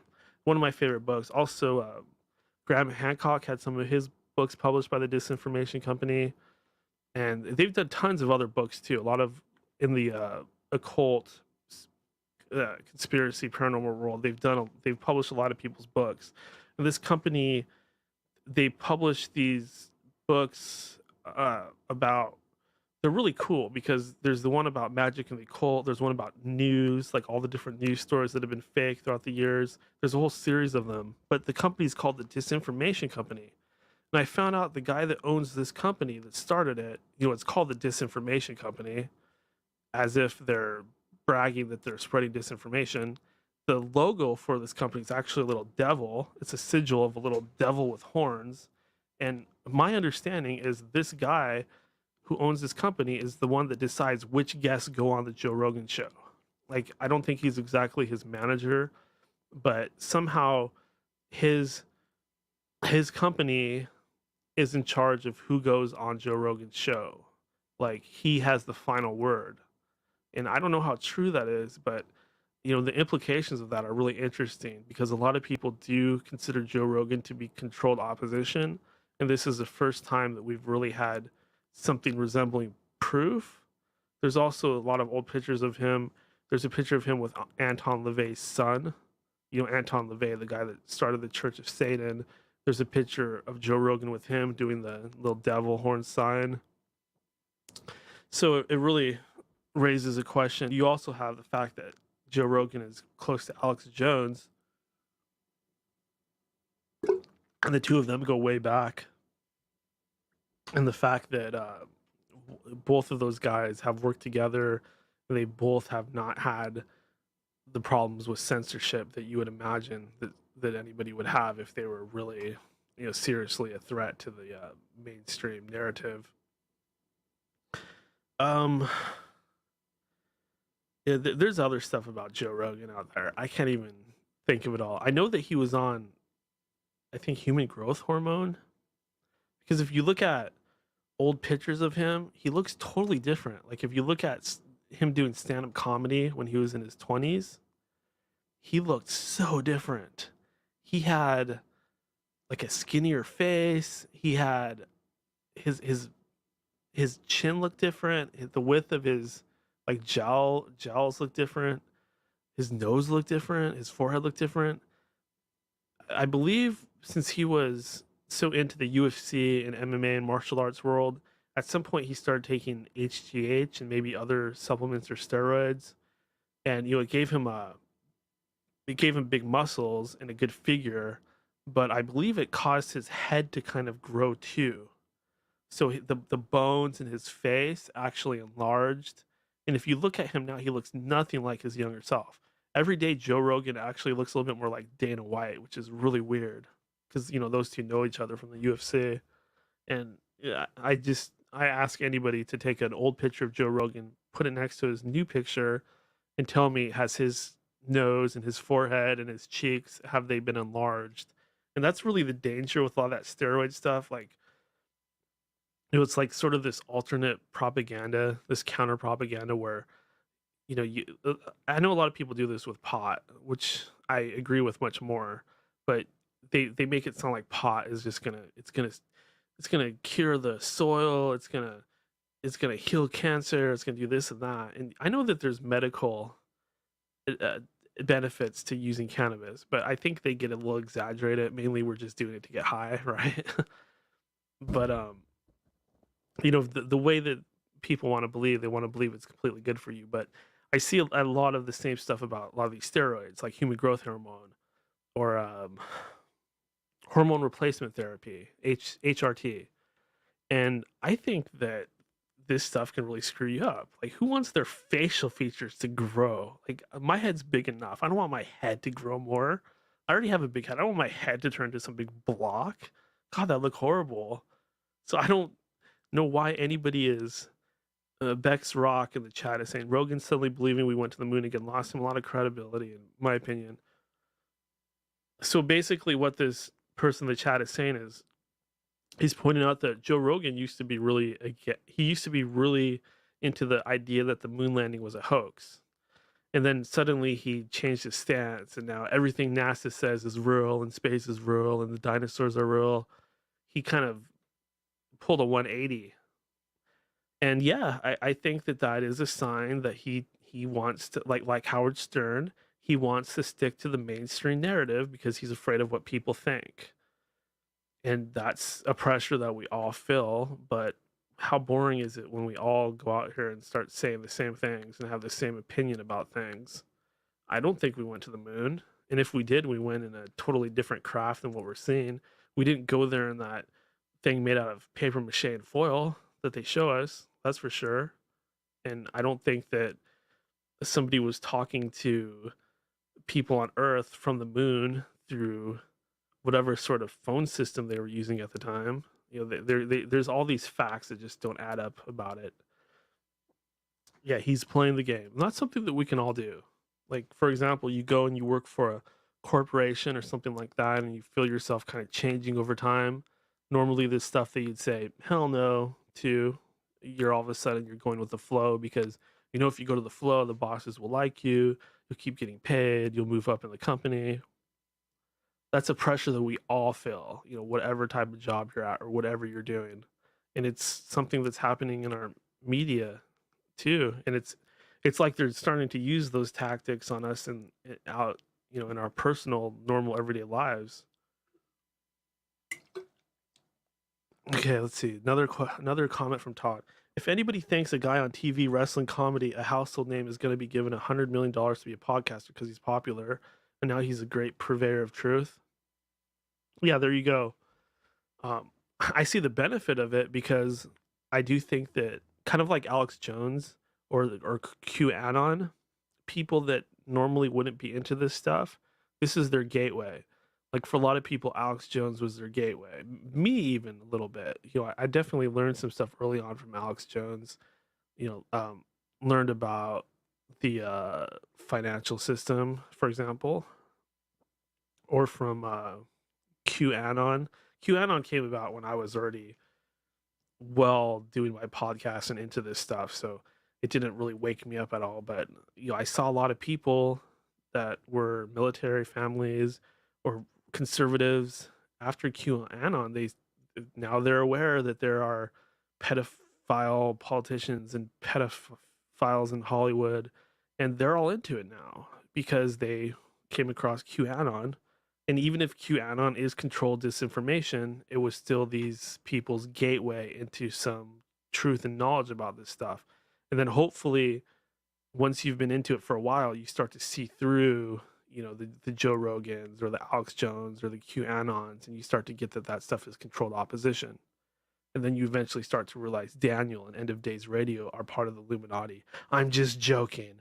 I'm just kidding. I'm joking. Ha-cha-cha, I'm kidding. I'm obviously living in an apartment. If I was part of the Illuminati, I'd be in a studio. No, what do you call it? I'd be in the Capitol apartment at the top of the building, whatever they call those. The the general suite, or whatever. I would be in a really nice place, is what I'm trying to say. You'd see my butler back there, and you'd see my my pool and all that. um, but I have been in contact with people in the Illuminati, so I am connected to the Illuminati in the sense that they watch me, they know who I am, and we do interact in our own way. But mostly what they do is they just screw with my mind, and they give me little clues and little rabbit trails to follow, some which lead to nowhere, some which lead to interesting things. And I really don't know why they do that to me. I don't know why. But it's like the more I get into this stuff and the more knowledge I have, the more closely they watch me, and the more they interact with me to, for one, find out what I know. Like a lot of these interactions, I feel like they're fishing for information. Like they want to know how far along I've come, what I really know, what sort of secrets of theirs that I now have. I feel like that's a big part of it. Um, Sometimes it's a little threatening, but I don't feel it's necessarily threatening like they're going to do something to me. It's more like they want to threaten me and put me in a state of fear so I can overcome that. And I know that makes no sense. Like, why would they be trying to help me, or why would they be trying to help me grow as an individual? My guess is it's like a grooming process, and along with getting you to believe in these like Luciferian ideologies, at the same time they're also um, like grooming you to be uh, what they want you to be, or something like that. I really don't know. They work in mysterious ways, but don't trust these people, because ultimately, these are the same Luciferian pedophiles that are doing all the bad stuff. So you don't want to start thinking that they're the good guys, or, oh, I want to get access to this secret club because they're going to make me rich and give me all this power. No, it doesn't work like that. For you to gain power with them, you're going to have to make some kind of sacrifice. You're going to have to completely sell yourself out and become their slave. So, however they're presenting themselves to you, most people will never even run across them. But however they're presenting themselves to you, just know that they are full of nothing but manipulation, and you're not the first person that they've done this to. They are able to get people to join them for a reason. They're able to sell people on the idea that they're the good guys. They're able to brainwash people and get them to fight for the side of evil somehow. There's a way that they do it. So when they're hitting you with this stuff, if they are, keep that in mind. Know that ultimately they serve a dark master, and ultimately their agenda is an evil one. As long as you remember that, no matter how enticing it becomes, the things they're telling you or what they're offering you, whether that be gold or just knowledge or Lamborghinis or whatever, or your sexual fantasies fulfilled, or whatever type of temptation they're hitting you with, you just have to stay resolute and keep your faith in a real higher power, and just keep listening to your true intuition and your true heart, and stay away from these mind-numbing occult ideologies that only will lead you to more lies and more deceit. And here you're thinking that you're becoming this like badass, illuminated person, but in reality, you're actually becoming a slave to some sort of demon or something. That tends to be how it works. You join, like, let's say you join the Freemasons. You have no idea what's going on. You're taking part in rituals, and then as you get closer and closer to the top, it gets darker and darker, and you eventually realize you're worshiping Baphomet or something like that. That seems to be how it works to me. It always starts out noble. It always starts out like we're the good guys, but the people in control of this world and the people with the power are obviously not good. Otherwise, the world would not be dying and people would not be getting murdered, and we wouldn't be dealing with all this bullshit like wearing masks. Do you think the good guys are going to make us wear masks? Think about that. That's the most sadistic, evil. Like it's like BDSM stuff, right? Everybody has to wear masks. We have to submit. We're slaves. If the people behind the scenes were one bit good, then that's not what would be happening, and you got to remember that. And I think most people aren't going to have that problem, but I do see a lot of people getting into like black magic and stuff like that, or getting into the devil. The devil is everywhere. It's not hard to get into the devil, but these people, they quickly start to believe that the devil is a victim, and he's misunderstood, and he's been slandered. Same thing happened to me, and when I see it happening to other people, I'm just like, oh, yeah, Lucifer's got a hold of him. And Lucifer's working his magic on this person. He's got them totally believing that he is the light, he is the truth, and he's the good guy secretly.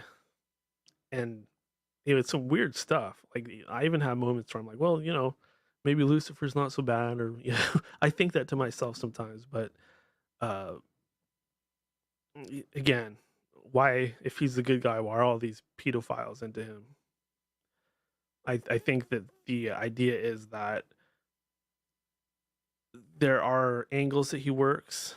Like, he tries to be the hero to certain people, and he makes himself out to be the hero for certain minority groups, and obviously people that are into the left-hand magic and stuff like that, and people that never fit in to their religious upbringing, or people that just have a feeling of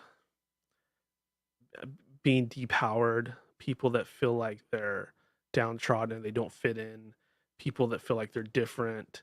I think he has a way of getting to those people and making them feel like, hey, this is my way out of all that. This is the truth. This is for me. This is who I always was. He has a way of bringing out that adversarial energy in an individual. And I think to myself, well, the Catholics were pretty brutal. They do get everybody to conform, and religion's like mind control, and Lucifer's against that stuff, so he's a good guy. But in reality, like, Lucifer seems to be behind the church too, right? He's behind the Catholic Church, so he's working both sides, literally. He's working the right, and he's working the left. So he's got his beak in both pools. He's definitely working his magic on both sides. And the Great Reset, you can look at the Golden Dawn, the secret society of the Golden Dawn. That's what the Golden Dawn is. The dawn of a new age, the age of enlightenment, the age of Lucifer, right? And he's behind all of that, and he's behind all what all these corporations are doing. And when I say he, it could be a she. There's evidence to point towards Lucifer's not really male or female. It's more of like an egregore, an entity, or maybe he is an individual and is a he. I don't know, but that energy, the presence of Lucifer, is certainly very, very real, and just be careful with it is all I want to say. I'm not going to say one thing or the other, except be discerning, be aware, and don't trust lying spirits and wandering entities. Put them through the discernment filter, and trust in source, right? That's what we can always go back to, is a general, like, creation being called source, where everything emanates from, and understand that there are false messiahs and false prophets, and it's going to be harder and harder to tell what's true as time goes on, because we're going to see more and more of these new age sort of belief systems come across our beaks, and we're going to have to decide whether they're true or whether they're trying to sell something false. I mean, rumor has it that we're on the cusp of a false alien invasion, right? So basically, this whole ancient astronaut thing is setting the stage for these alien what should I call them? We know it's not going to be really aliens. It's going to be like Project Bluebeam, or one of these alien groups that the shadow government's been working with, whether they're demonic or interdimensional, whatever they are. They'll probably present themselves as our creators and our saviors, even though they very well may not be. That seems to be the most likely scenario that we're looking at. And they'll probably look like us. That way we'll trust them. And as some of my past guests have talked about, they're gonna bring out kids and full-grown adults. They're gonna say, "Hey, we got hybrids here. They've been living amongst you the whole time." So between those two things, they look like us. They introduce the hybrid children. They're also going to point out these artifacts that they've found, or we found, in South America and Antarctica, that are going to be supposedly their technology or stuff from the ancient past that proves that they were our creators, right? That's what they're setting the stage for right now with all the ancient alien stuff, and getting us to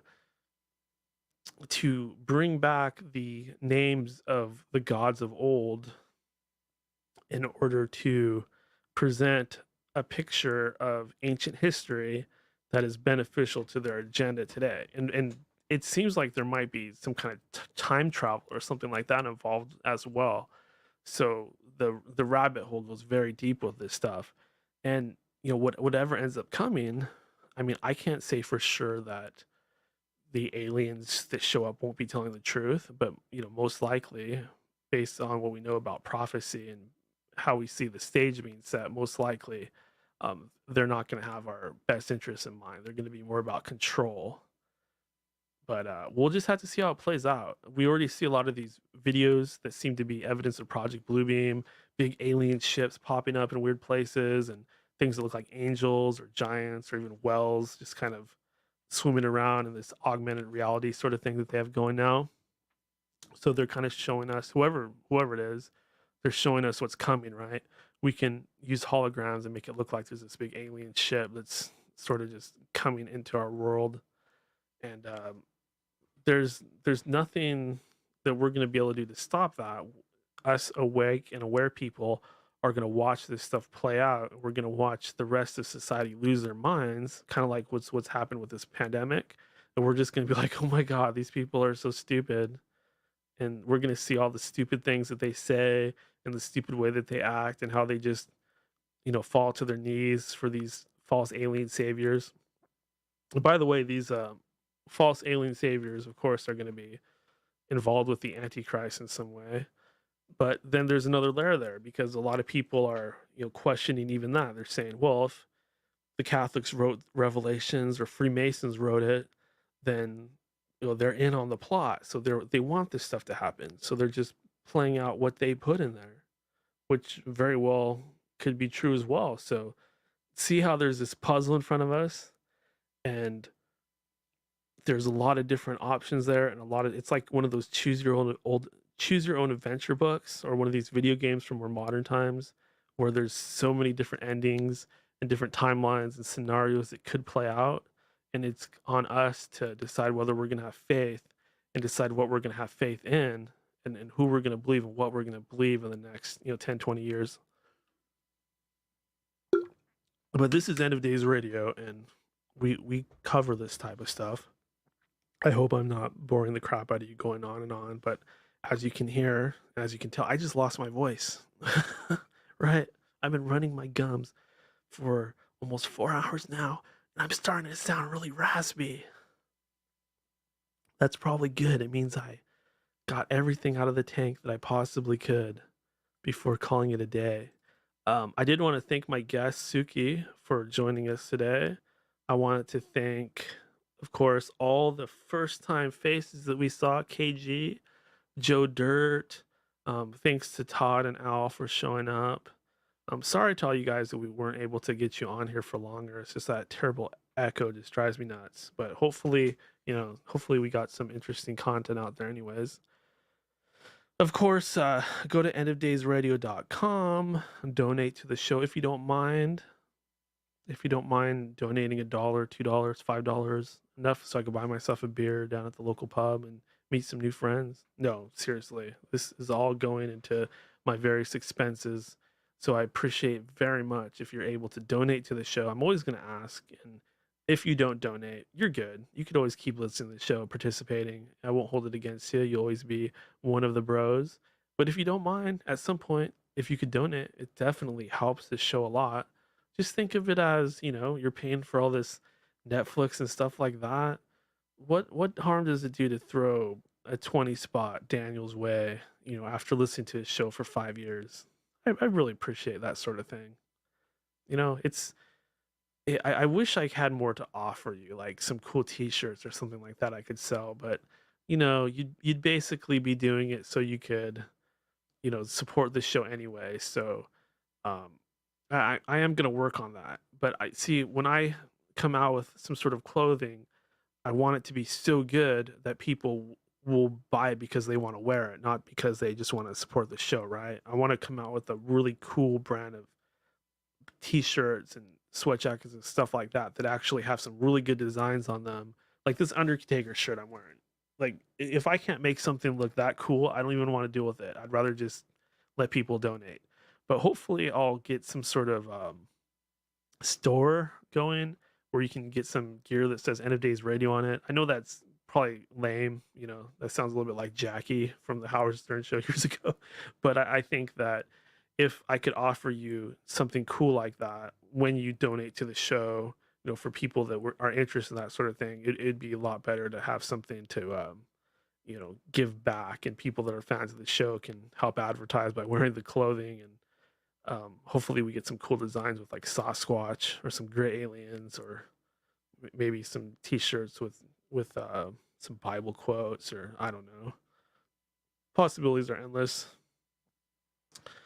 But I appreciate those donations. Like, oh my God. Yeah, again, you guys have no idea how much it motivates me, how much it stimulates me to keep doing this show and put on a good show and bring on the best guests, like we heard today. So anyways, I'll stop begging for money now. Just got to do it once per show. Of course, Discordia, those fans of Discordia out there, I'm peeking in on our Discord chat, and oh my, looks like we already have a new member in there. And I'm gonna say hi to him. And you guys that have joined the Discord, pop in there every once in a while and say hi. Like, there's so many people from this show that people in there would love to hear from. It's kind of like a backstage, and there's always good conversation going on in there these days. And we hear a lot of things in there that we can't even talk about on this show. So there's that too. Things that we can't really say on social media, we could say privately amongst ourselves.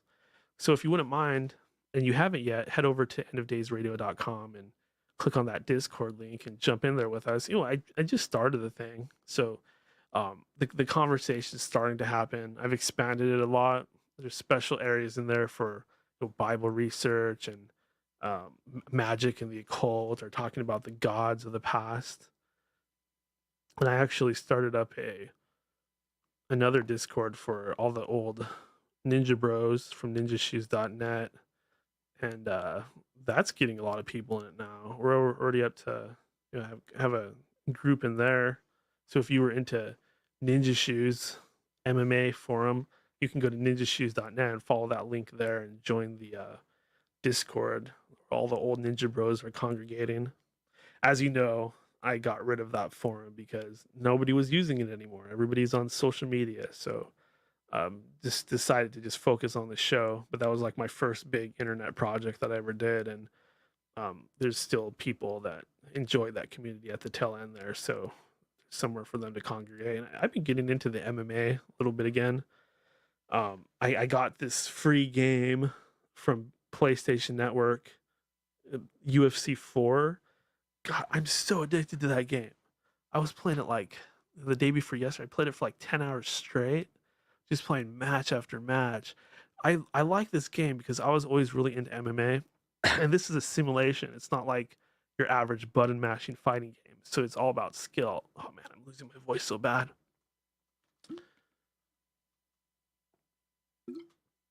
Sorry, I had to take some water there.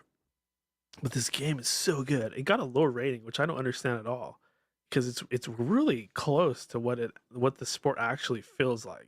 As somebody that watched MMA for a long, long time, and somebody that actually trained and did a little MMA, what my body could handle, I find this game to be incredibly realistic and incredibly close to the feeling of engaging in mixed martial arts. And I love it. I can't put it down. I just keep playing it over and over again. And because I've been playing this game, it's like making me more into. I'm learning the fighters' names that I've been out of touch with, and learning about the things that they've done. And I've been checking out that UFC live show or whatever it's called on ESPN or ESPN2, and getting kind of reacquainted with things.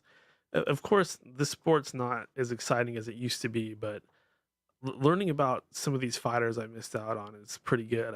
I'm starting to feel that itch again, get into MMA and UFC and all that. I was a Pride guy, so when Pride went away, I kind of lost some of my interest. But it's still amazing sport and a lot of fun, very exciting. And those that enjoy that chess game, don't fall asleep during the grappling portion, I think can get a lot out of it. I'm tired. Okay. Boy, I need to get more sunlight. I look so pasty these days. Like, I just look like this freaking white marshmallow man. I hate it.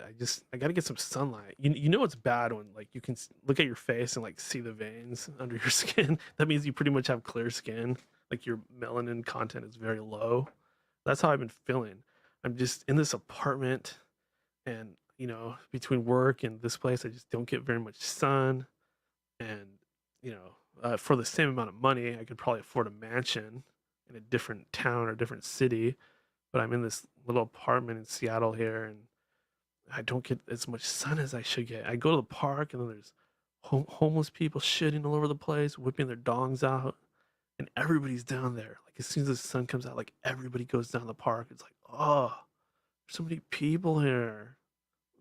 This is not nature. Gotta get the hell out of here. I apologize for going on too long. I just have a lot to say today. It's gonna be a 4-hour show. Can't wait for the Super Bowl. Okay, one more thing. So, Tom McDonald. Have you guys heard of Tom McDonald? He's a rapper. Somebody brought his name up to me the other day. But he's a rapper, but he raps about truth topics. And I found out about him because I was researching the Eminem clone stuff, and I came across this song that he did. I think it's called Clone Rappers or something like that. And I just wanted to throw his name out there. Yeah, Tom McDonald, Clone Rappers. Because he's getting good, and he's covering something that most rappers don't go anywhere near. Everybody's kind of sold out, Illuminati, and he's calling out the rap community on a lot of this stuff. And it's kind of in the same vein as Jedi Mind Tricks or Lost Children of Babylon, Beast 1333, Immortal Technique. And he's a white guy, so he's white rappers are kind of rare. Not that it matters, but just making a point that he's one of these white rappers, and white rappers tend to not get as much respect unless they're Eminem.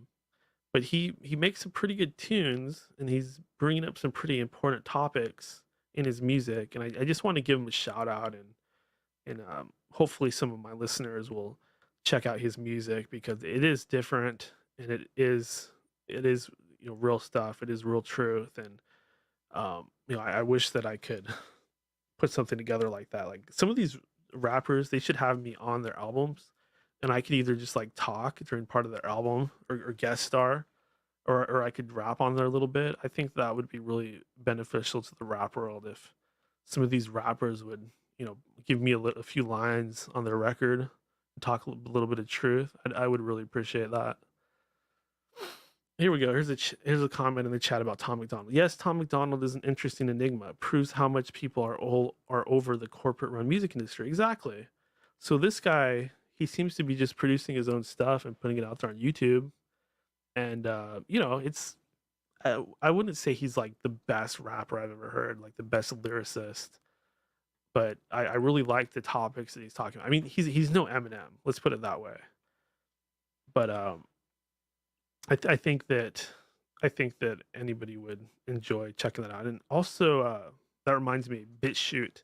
So you probably haven't been seeing, like, the last episode or two go up on BitChute, and that's only because BitChute is weird. Like, they don't let you put a show up if it's over a certain size. So I've been having issues with doing these long shows and getting them up there on BitChute. So I'll have to figure out a way to split my file size down. So if you're a BitChute guy and you're not seeing the new episodes go up, just go over to YouTube or somewhere else where the show's at and get the new episodes from there for now. And then I will get that up on BitChute eventually. Here's Bex Rock again in the chat. He says, Tom McDonald's reaches the top charts on Apple frequently. Impressive for an indie rapper. I did not know that. I did not know that he was reaching the top charts on Apple. That's very interesting.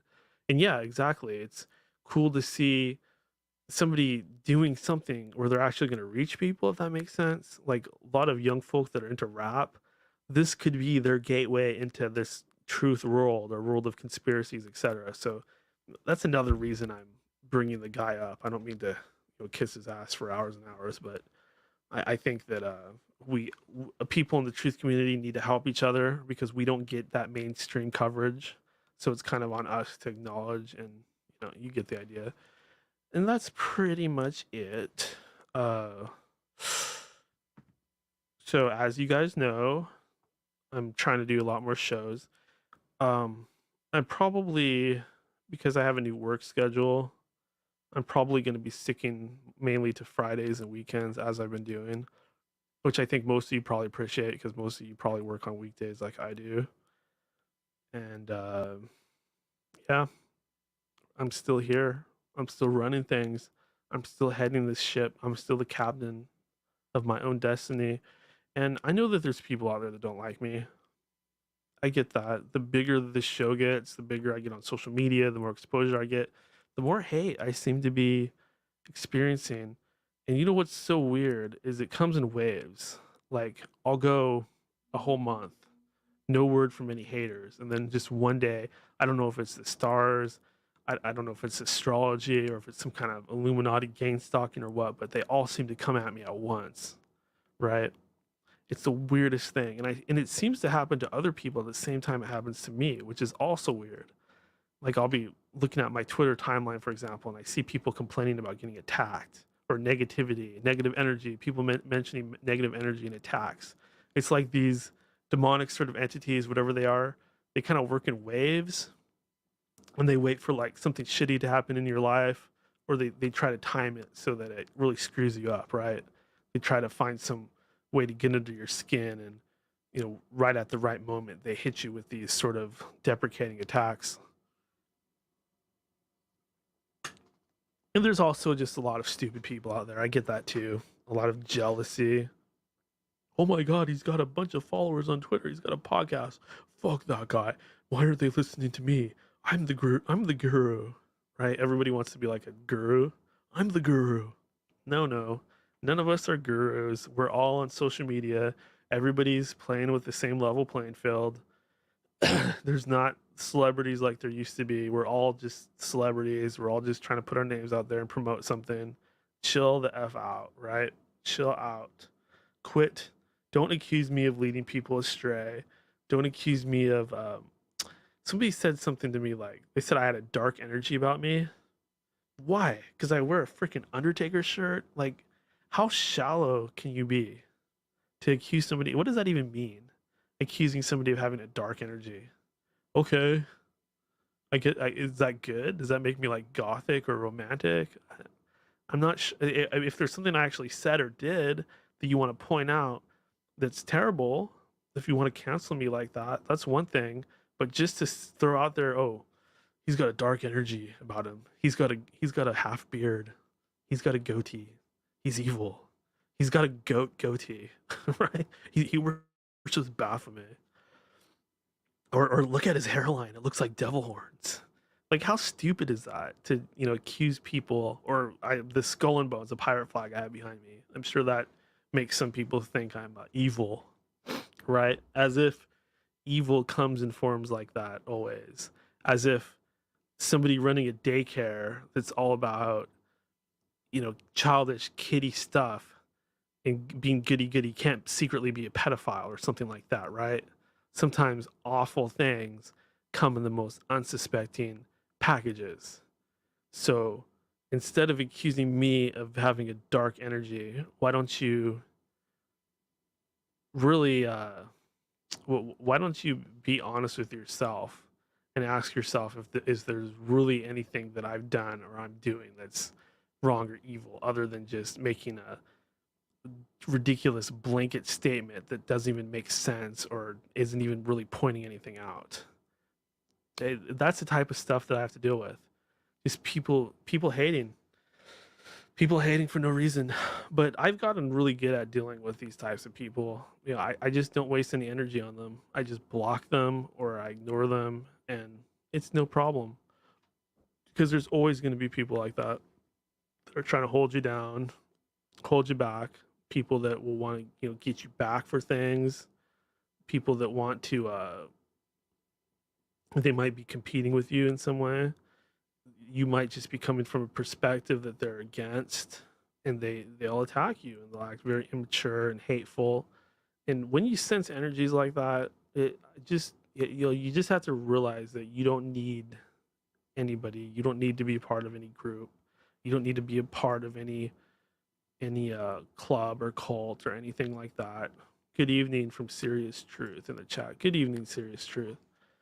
You don't need anybody, right? You don't need anybody's approval. You don't need anybody's validation. That's what social media is really all about these days, right? Is validation. How many followers you have, how many people listen to your podcast, how many people listen to your show. It doesn't matter. It really doesn't. We're tricked into thinking that it does because our brains give us a chemical reaction when we see stuff like that. When we see people liking our tweets or giving us approval, it gives us a dopamine release, right? But it's all just chemicals. None of it's actually real. None of it actually benefits us in any tangible way. So you got to keep that in mind, that it's not important.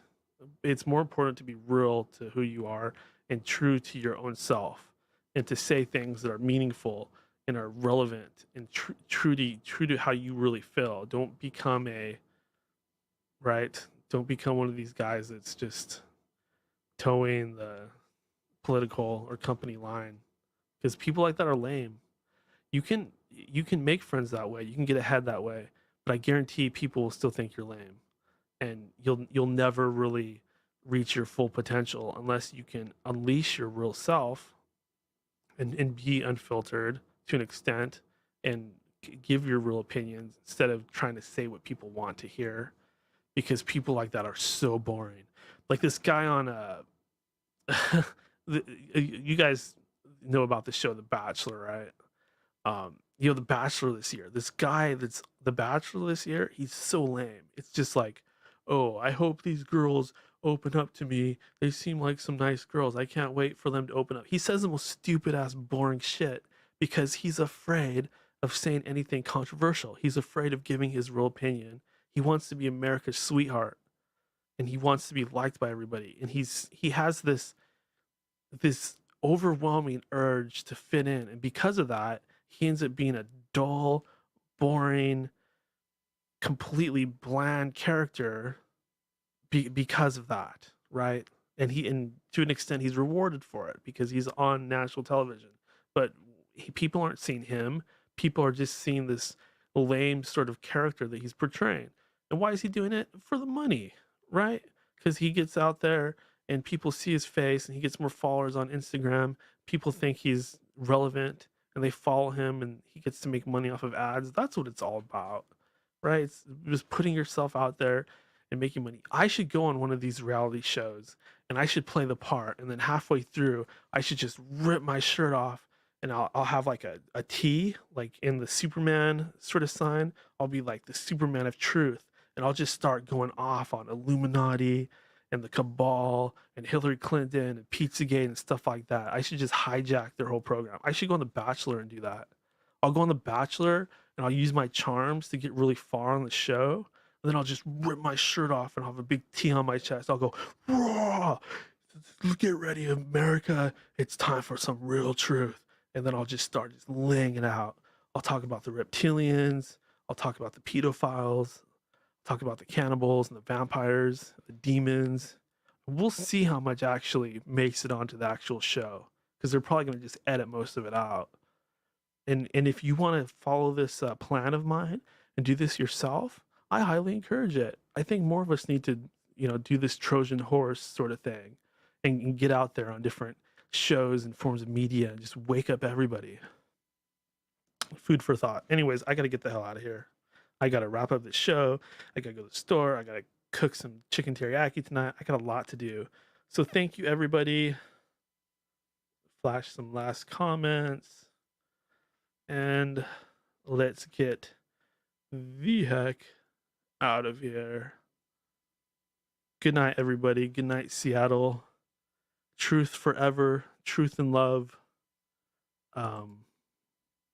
Keep on keeping on. Namaste. May the force be with you. May truth prevail. May the light prevail forever and ever. Goodbye, everyone.